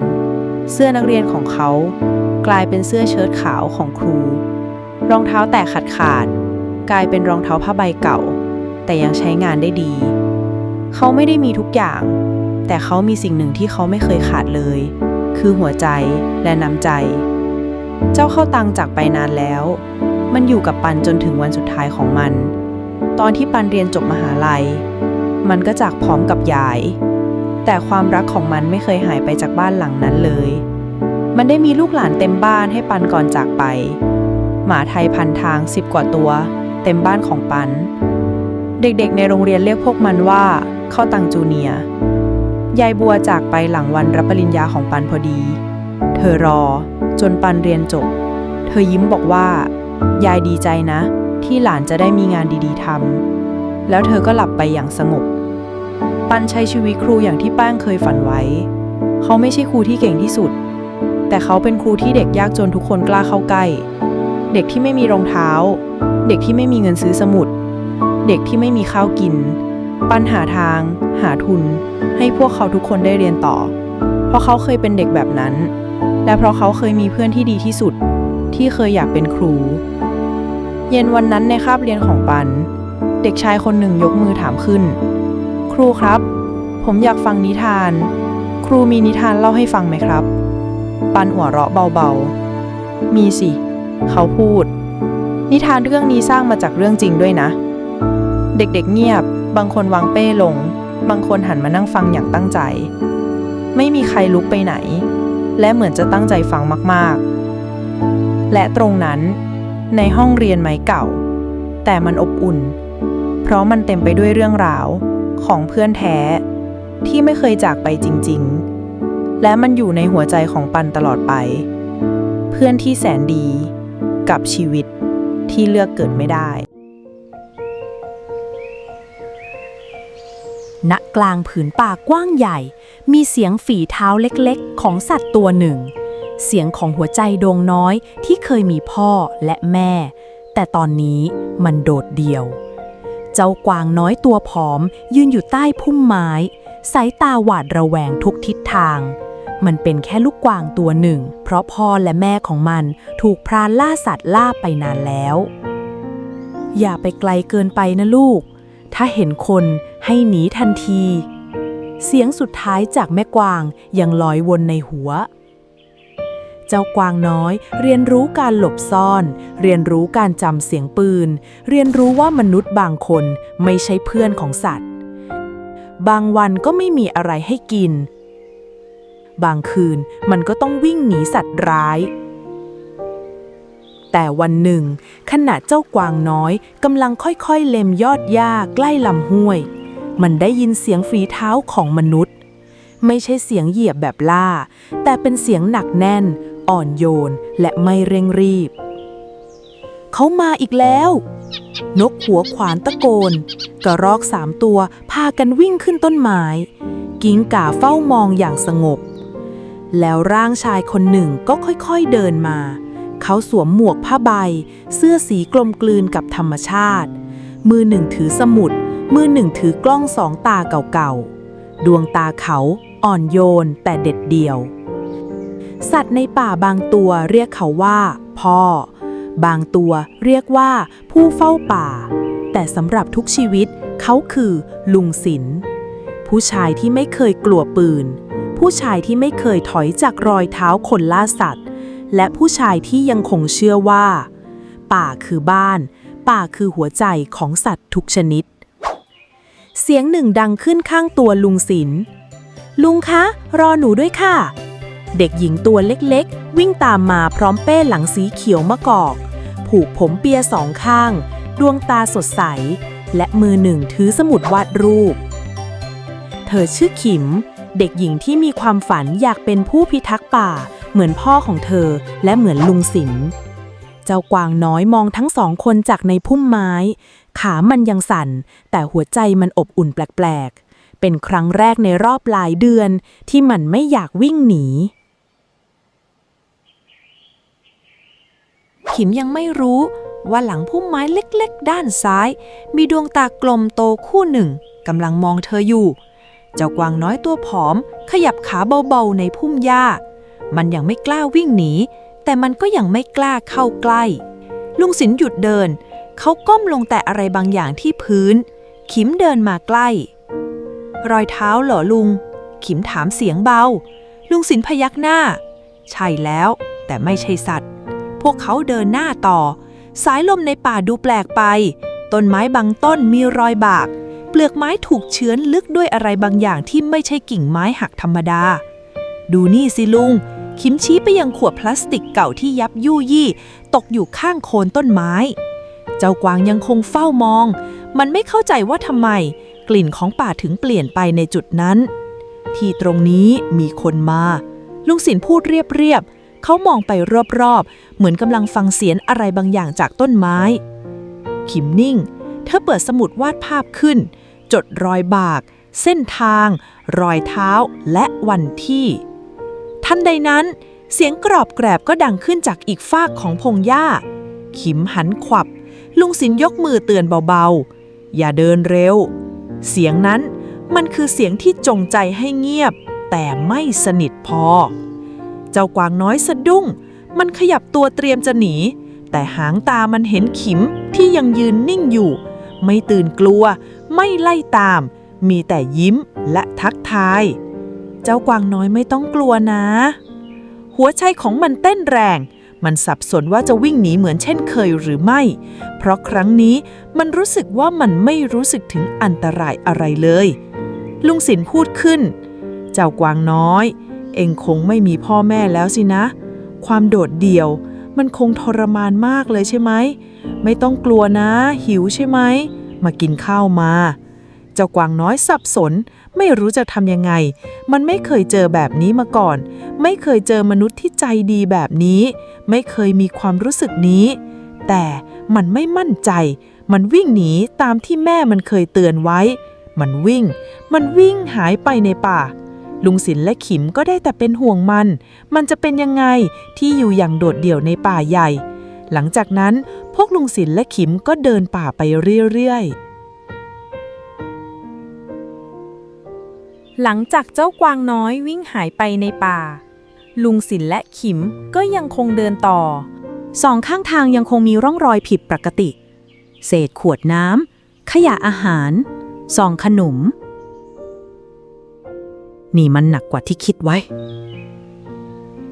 ลุงศิลป์พูดสั้นๆ พวกมันคิดจะทำอะไรกันแน่ ไม่เคยมีผู้คนเข้ามาและทิ้งร่องรอยไว้ขนาดนี้ พวกมันไม่สนใจว่าป่าจะสกปรก พวกมันไม่สนใจว่าสัตว์อาจจะกินของพวกนี้เข้าไปและเกิดอันตรายได้ ลุงศิลป์พูดอย่างโมโห ขณะที่พวกเขาคุยกัน เสียงร้องเล็กๆก็ดังขึ้น เสียงสั่นและเจ็บปวด ลุง เสียงสัตว์หรือเปล่าคะ ขิมถามขึ้น พวกเขารีบเดินตัวไปตามเสียง ผ่านพงหญ้าหนา และสิ่งที่เห็นทำให้ขิมตกใจ เจ้ากวางน้อย มันคือตัวเดียวกัน ตัวที่เคยมองพวกเขาจากพุ่มไม้ ตอนนี้มันติดกับดักของนายพราน เหล็กหนีบข้อเท้าด้านหลัง เลือดซึมบางๆ ขิมจะวิ่งเข้าไปช่วย แต่ลุงศิลป์ยกมือห้าม อย่าให้มันตกใจ เขาค่อยๆวางเป้ลง เปิดกระเป๋าผ้า หยิบครีมเก่าๆขึ้นมา ขิมย่อตัวลง ขยับเข้าใกล้เจ้ากวางน้อยอย่างช้าๆ เจ้ากวางน้อย ไม่เป็นไรนะ เราไม่ทำร้ายเธอ เจ้ากวางน้อยไม่ขยับ ตาโตของมันมองสลับระหว่างทั้งสองคน มันยังหายใจถี่ แต่ไม่ดิ้น แกรกเสียงเหล็กถูกคลาย เลือดยังไหล แต่มันไม่วิ่งหนี มันแค่ยืนนิ่ง มองทั้งสองคน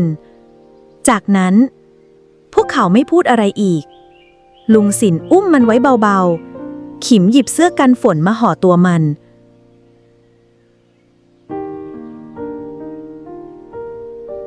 คืนนั้นใต้ต้นไม้ใหญ่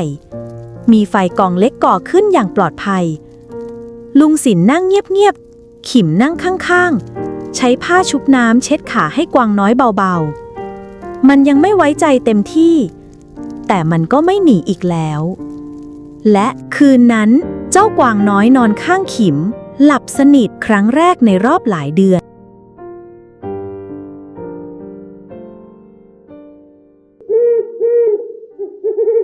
เช้าวันต่อมา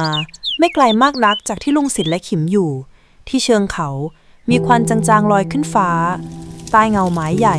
มีแคมป์ชั่วคราวซ่อนอยู่ กองไฟที่ยังไม่มอดดับ เนื้อสัตว์ห้อยตากแห้ง กรงเหล็กหลายใบตั้งเรียงราย เสียงนกที่โดนขังอยู่ในกรง นกเขียวก้านตอง นกขมิ้น นกปลอดหางยาว นกหายากทุกตัวกำลังดิ้นรนในกรงแคบๆเสียงชะนีร้องอยู่ในกรงเหล็ก แมวดาวถูกขังในกรง ตัวนิ่ม ลูกสัตว์หลายตัวต้องพรากจากแม่มัน ใกล้ๆกัน ไม้พยุงท่อนใหญ่ถูกตัดซอยเป็นท่อนสั้น เตรียมขนย้าย พวกมันรู้ว่าต้องรีบขนออกภายใน2 วัน ก่อนที่เจ้าหน้าที่จะมาถึง เสียงหัวเราะหยาบๆดังลั่น ชายวัยกลางคนหลายคนสวมเสื้อพราง นั่งกินเหล้า บางคนเหลาไม้ บางคนรับมีด เสียงพูดคุยเต็มไปด้วยความเคยชินกับความผิด แต่แล้วทุกคนก็เงียบลงทันทีเมื่อชายชราร่างสูงใหญ่เดินออกมาพรานคมหรือตาคมเป็นพรานที่มีวิชาแกร่งกล้าไม่กลัวผีไม่กลัวสิ่งลี้ลับใดๆที่คอของแกห้อยฟันของเสือโคร่งลายยันบนแขนและตัวเต็มไปด้วยอาคมเขาไม่ค่อยพูดเล่นเขาไม่ค่อยหัวเราะไม้เสร็จยังเสียงแหบต่ำแต่น่ากลัวเหลืออีก2 ต้นวันนี้และพรุ่งนี้น่าจะเสร็จครับคนงานรีบตอบสัตว์ที่ได้วันนี้มีอะไรบ้างได้ตัวนิ่มอีกตัวกับลูกชะนีตัวหนึ่งครับนกได้อีก6 ตัวครับตาคมพยักหน้าเขาหยิบห่อใบตองออกมาในนั้นมีขี้เถ้าดำๆกับของแห้งแปลกประหลาดเขาโปรยลงใต้ต้นไม้ไว้กันเจ้าป่าไม่ให้มันมาเล่นงานพวกเราเขาพึมพำกับคาถาในคอไม่มีใครกล้าขัดไม่มีใครกล้ามองตาเขานานกว่า2 วินาทีคืนนี้เฝ้าให้ดีฉันสังหรณ์ใจไม่ค่อยดีคิดว่าคืนนี้เราอาจจะได้เจอดีแน่ๆพูดเสร็จเขาก็เดินเข้าป่าไปคนเดียวพวกเหล่าชายหลายคนได้แต่เหลือบตามองกันก่อนจะหันกลับมาทำงานต่ออย่างเงียบๆ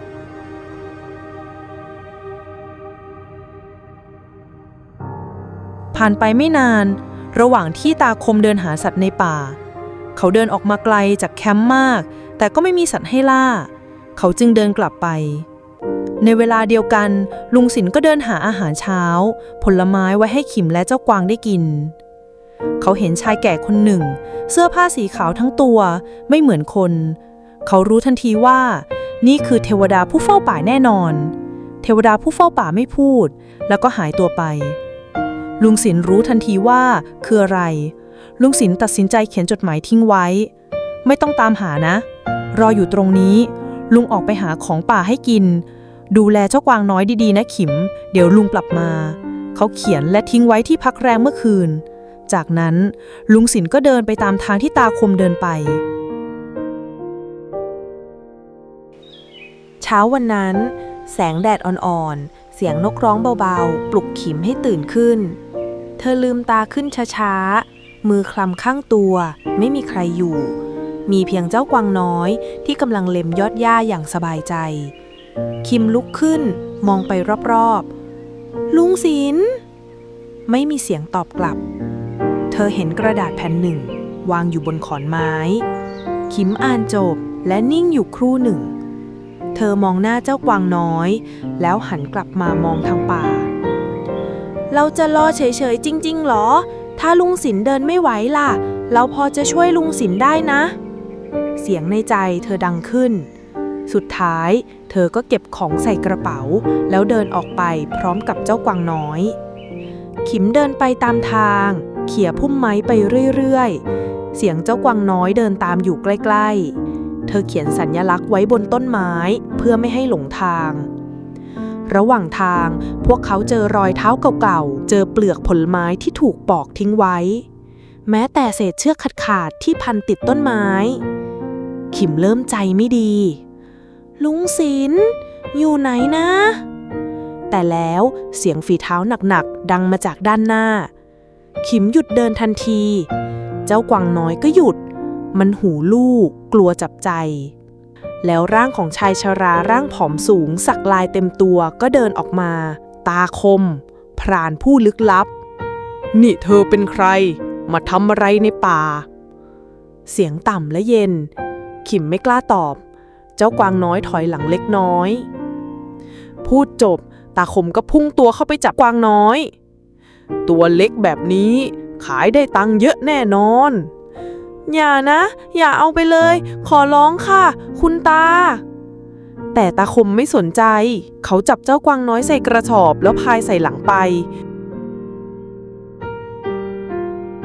อย่าเอากวางหนูไปนะคุณลุงหนูขอร้องเสียงฝีเท้าหายไปในพงไม้ขิมนั่งนิ่งน้ำตาไหลเสียงเจ้ากวางน้อยร้องเบาๆยังติดอยู่ในใจเธอ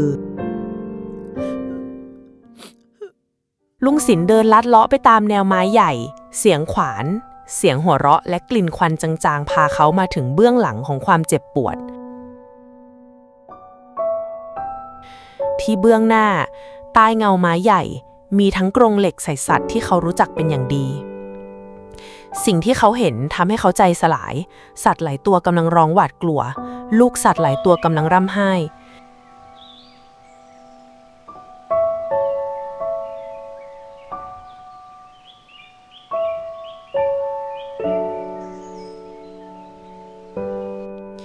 ลุงศิลป์ยืนนิ่งอยู่ในพุ่มไม้มือข้างหนึ่งกำหมัดแน่นลมหายใจแผ่วเบานี่หรือคือสิ่งที่เราปล่อยให้เกิดขึ้นซ้ำๆเขาพึมพำเบาๆกับตัวเองสัตว์พวกนี้ไม่มีปากไม่มีเสียงแต่ต้องทุกข์ทรมานเพราะความโลภของมนุษย์บ้านของมันถูกทำลายถูกฟันถูกขังถูกจับไปขายเพียงเพราะคนบางคนคิดว่าสิ่งที่ตัวเองทำนั้นแค่หวังสนุกไม่นานตาคมเดินกลับมาที่แคมป์ลุงศิลป์เบิกตากว้างไอ้คมอีกแล้วสินะ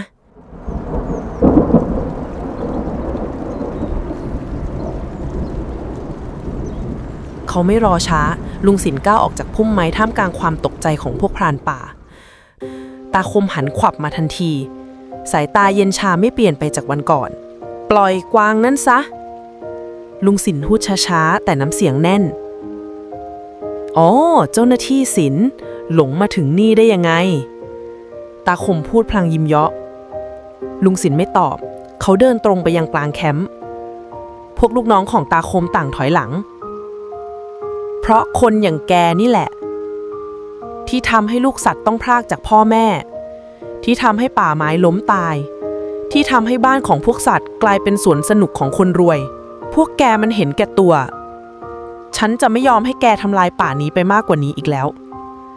ตอนนี้เจ้าหน้าที่กำลังจะมาถึงมอบตัวซะตาคมนิ่งมองหน้าลุงศิลป์ตรงๆใจกล้านักนะเขาพึมพำ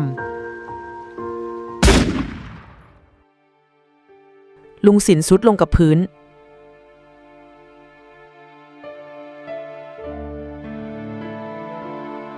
ทุกอย่างเงียบงันพวกลูกน้องของเขาต่างยืนอึ้งพวกเขาเริ่มเก็บของอย่างลนลานลากกรงสัตว์ลากไม้ลากอุปกรณ์ขึ้นรถบางคนมองลุงศิลป์ก่อนหัวเราะใต้ต้นไม้ใหญ่ชายชราผู้รักป่านอนแน่นิ่งรอบตัวเขาเสียงนก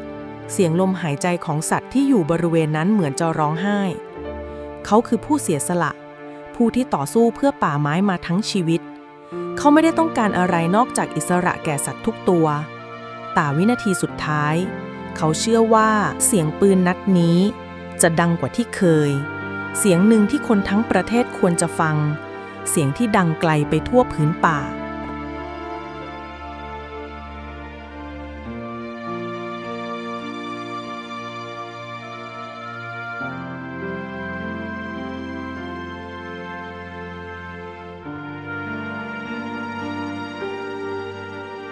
ในระหว่างนั้นเสียงรถกระบะหลายคันแล่นมาตามทางที่พวกบุกรุกเข้ามา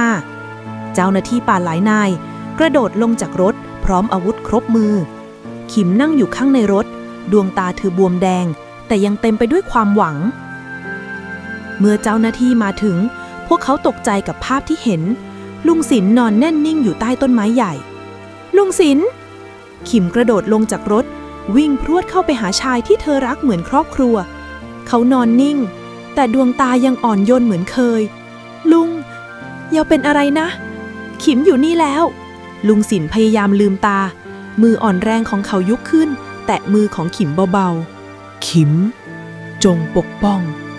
จงรักษาผืนป่าแห่งนี้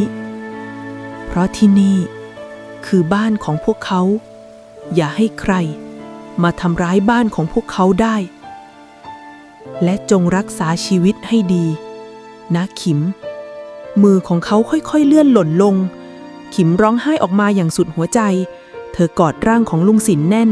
ขณะที่เจ้ากวางน้อยเดินมาซุกตัวข้างเธอเงียบๆเจ้าหน้าที่ทุกนายยืนสงบนิ่งก่อนจะยกมือคารวะชายผู้เสียสละ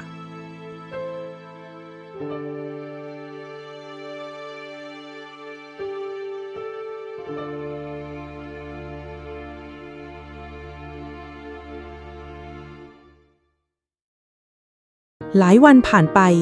ข่าวการเสียชีวิตของลุงศิลป์ถูกพูดถึงไปทั่วประเทศเรื่องราวของเขากระตุ้นให้หน่วยงานรัฐและประชาชนหันมาใส่ใจปัญหาการทำลายทรัพยากรธรรมชาติอย่างจริงจังเพื่อนผู้พิทักษ์ป่า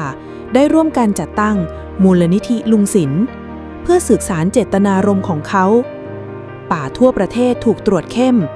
การลักลอบตัดไม้และล่าสัตว์ลดลงอย่างเห็นได้ชัดที่เชิงเขาในผืนป่าที่ลุงศิลป์เคยเดินตรวจมีลานกิจกรรมใหม่ที่สร้างขึ้นเพื่อให้เด็กๆและนักท่องเที่ยวได้เรียนรู้ความงดงามของธรรมชาติขิมในวันนี้กลายเป็นนักสำรวจป่าตัวน้อยเธอสวมเข็มกลัดสีทองเป็นสัญลักษณ์แห่งผู้พิทักษ์ป่าตัวจิ๋วเธอชอบมานั่งเล่นใต้ต้นไม้ใหญ่ข้างๆเจ้ากวางน้อยที่วิ่งเล่นอย่างมีความสุขเสียงหัวเราะของเด็กๆดังไปทั่วลานและณที่แห่งนี้เรื่องราวของชายผู้เสียสละจะไม่มีวันเลือนหายถ้าการเสียสละหมายถึงการหายไปแล้วมันจะมีค่าอะไรกลางเสียงลมหนาวที่พัดผ่านหลังคาเก่าๆเด็กชายคนหนึ่งนั่งกอดเข่าบนเตียงไม้ไผ่บนผนังมีเพียงภาพถ่ายผู้ชายในชุดทหารที่เขาไม่เคยจำหน้าได้ดีเพราะเขาจากไปตั้งแต่เขายังพูดไม่ชัดพ่อจากไปไหนเด็กชายเคยถามคำถามนี้ซ้ำแล้วซ้ำเล่าแต่ไม่มีใครตอบตรงๆแม่มักจะพูดแค่พ่อของลูกเป็นวีรบุรุษเขาจากไปเพื่อปกป้องประเทศชาติแต่ในหัวใจดวงเล็กๆของเด็กชายคำว่าปกป้องกลับแปลว่าไม่มีใครอยู่ให้รักคำว่าเสียสละกลับแปลว่าทิ้งลูกไว้คนเดียววันแล้ววันเล่าเขาเฝ้ามองแม่ทำงานหนักแทบล้มทั้งยืนและทุกคืนเขามักจ้องภาพพ่อบนฝาผนังอย่างเงียบงันถ้าพ่อรักเราทำไมต้องจากไปถ้าทหารคือความกล้าหาญทำไมแม่ถึงร้องไห้ทุกคืนในวัยที่เพื่อนบางคนอยากโตไปเป็นฮีโร่ในชุดทหารเด็กชายกลับฝันถึงแค่ครอบครัวที่ไม่หายไปไหนและนั่นคือจุดเริ่มต้นของคำถามที่ฝังแน่นในใจคำถามที่เขาไม่เคยได้รับคำตอบและไม่เคยยอมรับมันได้เลยกล้าไม่ค่อยพูดกับใครนอกจากแม่เขาเป็นเด็กเงียบขรึมรักหมาแต่เกลียดเครื่องแบบทหาร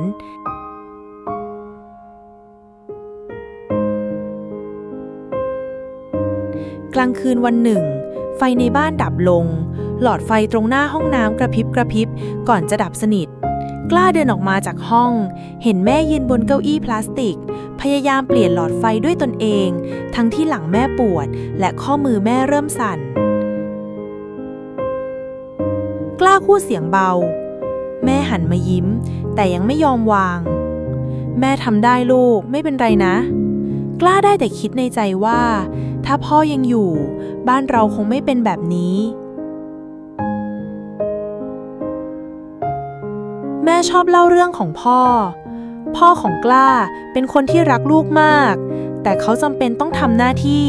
เพื่อปกป้องประเทศและคนที่รักพ่อเป็นวีรบุรุษปกป้องชาวบ้านและประเทศชาติกล้าได้แต่คิดและสงสัยเขาไม่อยากเชื่อว่าการปกป้องต้องแลกมาด้วยการหายไปตลอดกาล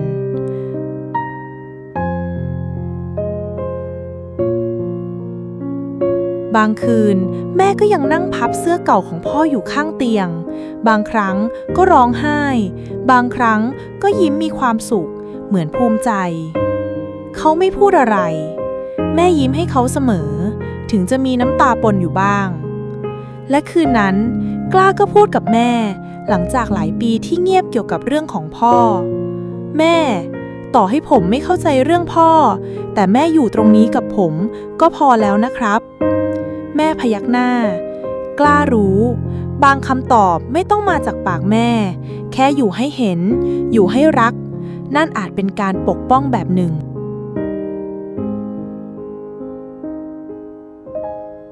เวลาผ่านไปหลายปีกล้าโตเป็นหนุ่ม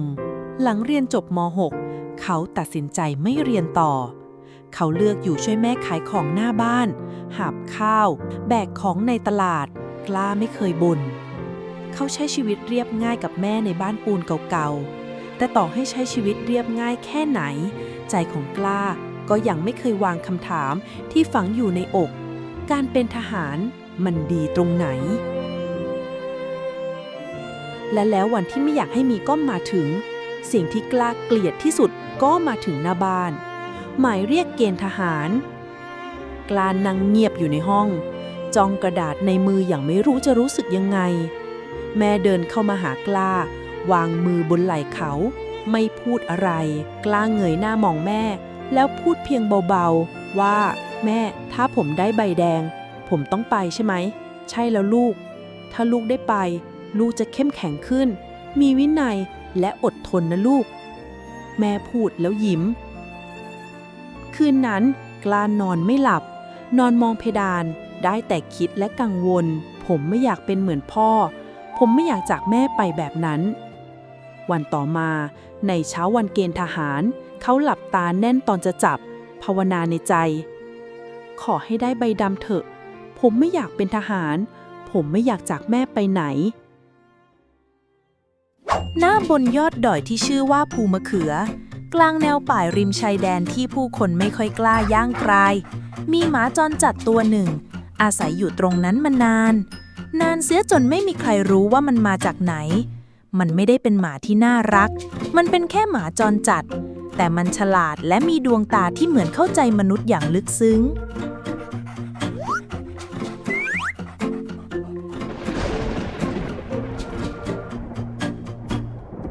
หลายปีก่อนในวันที่หน่วยลาดตระเวนกลุ่มหนึ่งขึ้นมาตั้งฐานบนยอดเขา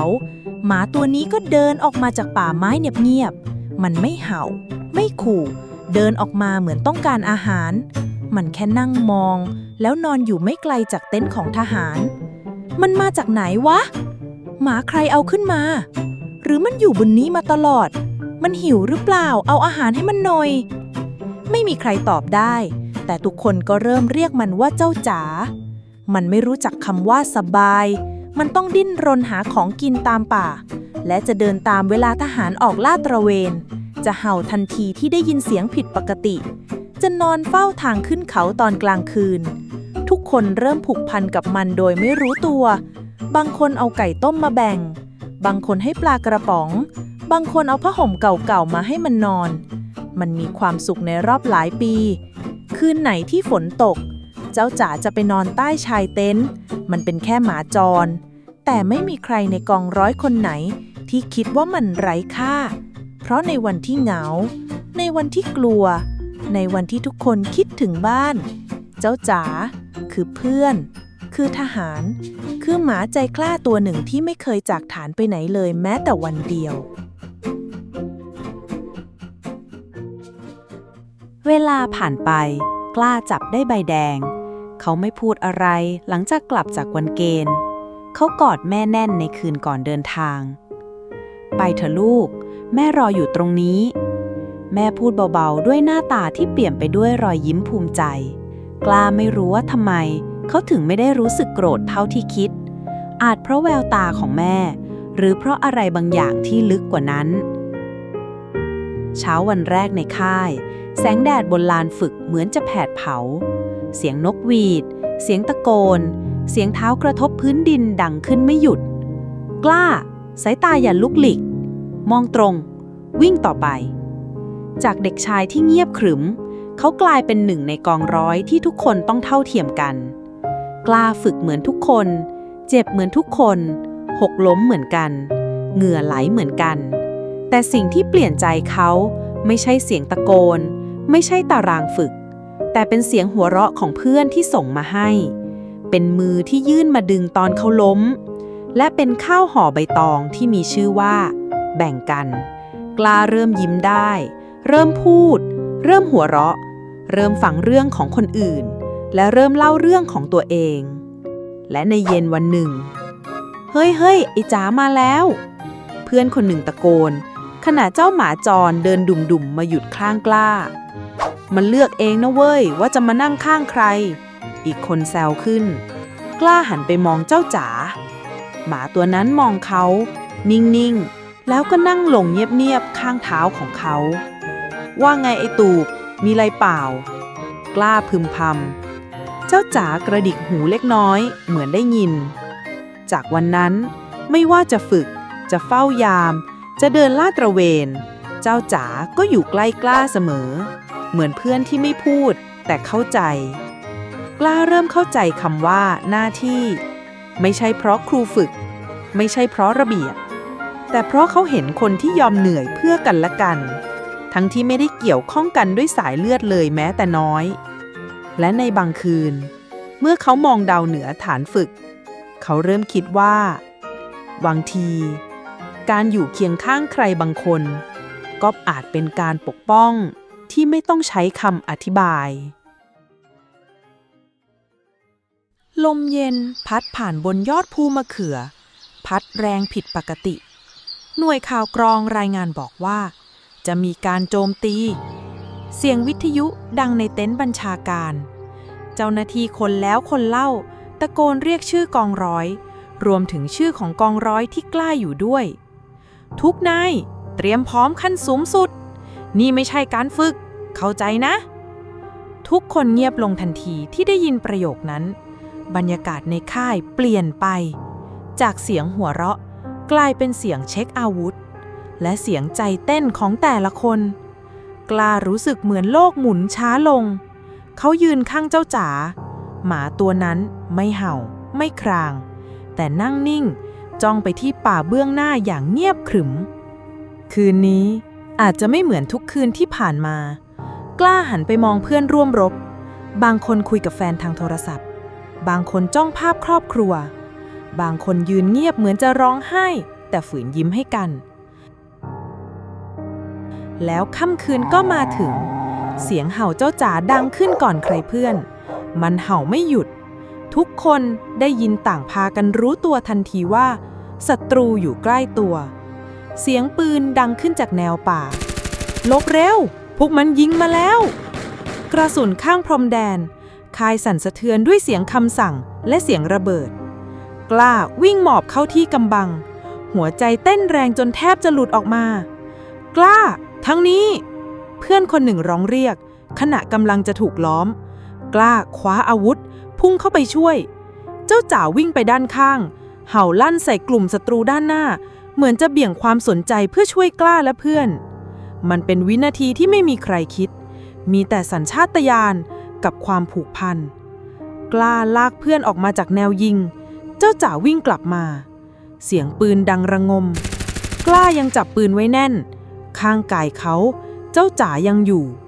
มันเห่าขู่เสียงสูงกัดฟันกรอดอยู่กับฉันนะเจ้าจ๋ากล้าพูดขณะเสียงปะทะยังคงดังเป็นระยะกระสุนหมดไปหลายแม็กเสียงหายใจถี่จนไม่รู้ว่าเหนื่อยหรือกลัวแต่พวกเขายังยืนหยัดแม้ในความเงียบหลังการปะทะเสียงลมหายใจของเพื่อนเสียงก้าวเท้าของเจ้าจ๋ายังเตือนพวกเขาว่าทุกคนครอบครัวหวังพึ่งพวกเราอยู่หลังการปะทะสิ้นสุดลงทหารทุกคนกระจัดกระจายเรียกหากันโชคดีที่ไม่มีใครเป็นอะไรมากเพราะทุกคนรู้ตัวไวหลังจากเจ้าจ๋าเห่าส่งเสียงดังกล้าเดินกลับฐานพร้อมเพื่อนและเจ้าจ๋าที่เดินข้างเขาทุกคนปรบมือให้เจ้าจ๋าขอบคุณนะเจ้าหมาน้อยยอดเยี่ยมมากจ๋าไม่ได้นายพวกเราคงแย่แน่ๆไอ้จ๋ามันไม่ได้เป็นแค่หมาอีกต่อไปแล้วเสียงหนึ่งพูดเบาๆมันคือหมาหัวใจนักรบคืนนั้นกล้านั่งกอดเข่าอยู่ข้างเจ้าจ๋าลูบหัวมันเบาๆขอบใจนะที่ไม่ทิ้งกันเจ้าจ๋ากระดิกห่างนิดๆแล้ววางหัวลงบนรองเท้าของกล้าในคืนที่ไม่มีใครหลับไม่มีใครลืมเพราะทุกคนรู้ดีว่าคืนนี้พวกเขารอดมาได้เพราะเสียงเห่าเตือนของเจ้าจ๋าและเพื่อนๆที่ช่วยกันและในคืนนั้นกล้าและเจ้าจ๋านอนอยู่ในเต็นท์ด้วยกันกล้าลูบหัวมันเบาๆก่อนจะหลับเอ่ยคำพูดที่ออกมาจากหัวใจขอบคุณนะเจ้าจ๋า ที่เข้ามาในชีวิตของฉัน เราจะปกป้องประเทศไปด้วยกันนะ อย่าไปไหนไกลนะ เจ้าจ๋านอนฟังเงียบๆแต่ในแววตากลับมีบางอย่างซ่อนอยู่ มันดูเศร้าและจริงจังในเวลาเดียวกัน เหมือนมันรู้ดีว่าคืนนี้อาจไม่เหมือนคืนไหนที่ผ่านมา กล้าหลับลงด้วยความเหนื่อยล้า แต่เจ้าจ๋าค่อยๆลุกขึ้น เดินออกจากเต็นท์อย่างเงียบเชียบ มันเดินลาดตระเวนรอบค่ายเหมือนทุกคืนที่ผ่านมา เพียงแต่คืนนี้ลมเย็นพัดแรงและมีกลิ่นแปลกปลอมในอากาศ ทันใดนั้นมันหยุดนิ่ง หูตั้งชัน สายตาจ้องไปยังแนวป่า เสียงฝีเท้าไหลคู่กำลังเคลื่อนที่เข้ามา ใกล้เกินไป ใกล้เกินกว่าจะปลอดภัย ในใจเจ้าจ๋ามีเพียงความคิดเดียว เพื่อนๆต้องรอด ไม่ว่าจะเกิดอะไรขึ้น มันขู่เสียงต่ำ ฟันขบแน่น จากนั้นเห่าลั่นขึ้นด้วยเสียงที่ดังที่สุดในชีวิตของมัน ดังจนทุกนายในค่ายรู้ตัว และคว้าอาวุธเตรียมพร้อม ศัตรูที่แอบย่องมาหยุดชะงัก พวกมันรู้ว่าถูกจับได้แต่กลับโมโหและเปลี่ยนเป้าหมายทันที เป้าหมายนั้นไม่ใช่ค่าย ไม่ใช่ทหาร แต่เป็นหมาตัวหนึ่งที่ยืนขวางพวกมันอยู่ เจ้าจ๋าไม่ถอยแม้แต่วินาทีเดียว มันพุ่งตัวออกไปสุดแรงเพื่อกัดศัตรู แต่ยังไม่ทันถึงตัว เสียงปืนก็ดังสนั่น ร่างของมันสุดลงกับพื้นหญ้า แต่แล้วเสียงปะทะก็ดังขึ้นรอบทิศ แสงไฟลุกวาบ เสียงปืนระเบิดผสมกับเสียงตะโกนคำสั่ง ทหารไทยต่อสู้อย่างสุดกำลัง และในที่สุดศัตรูก็ถูกขับไล่ออกไป ชายแดนปลอดภัยอีกครั้ง แต่ไม่มีเสียงเห่าอีกแล้ว กล้ารีบวิ่งฝ่าคอนปืนและเศษดินที่กระจายอยู่เต็มพื้น เขาเห็นร่างหนึ่งนอนแน่นิ่งอยู่ ร่างของเพื่อนที่เคียงข้างเขามาในทุกย่างก้าว ร่างของหมาจรจัดที่สละชีวิตเพื่อปกป้องเพื่อน เขาคุกเข่าลงข้างมัน มือสั่นลูบหัวมันเบาๆ น้ำตาไหลโดยไม่รู้ตัว ขอบใจนะเจ้าจ๋า เสียงกล้าสั่นเครือ ทหารทุกนายยืนล้อม ไม่มีคำพูด ไม่มีเสียงหัวเราะ มีแต่สายตาที่เปี่ยมไปด้วยความเคารพ จากหมาจรจัดไร้ค่า มันกลายเป็นวีรบุรุษของหน่วย และในคืนนั้น เรื่องของมันก็เริ่มดังไปทั่วประเทศ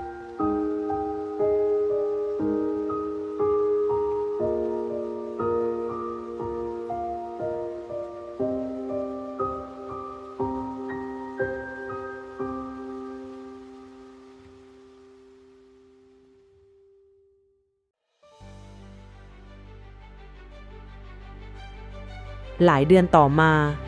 ข่าวการเสียสละของเจ้าจ๋าถูกเล่าขานไปทั่วไทย ภาพมันถูกแขวนไว้ในหลายค่ายทหาร พร้อมป้ายเล็กๆที่เขียนว่า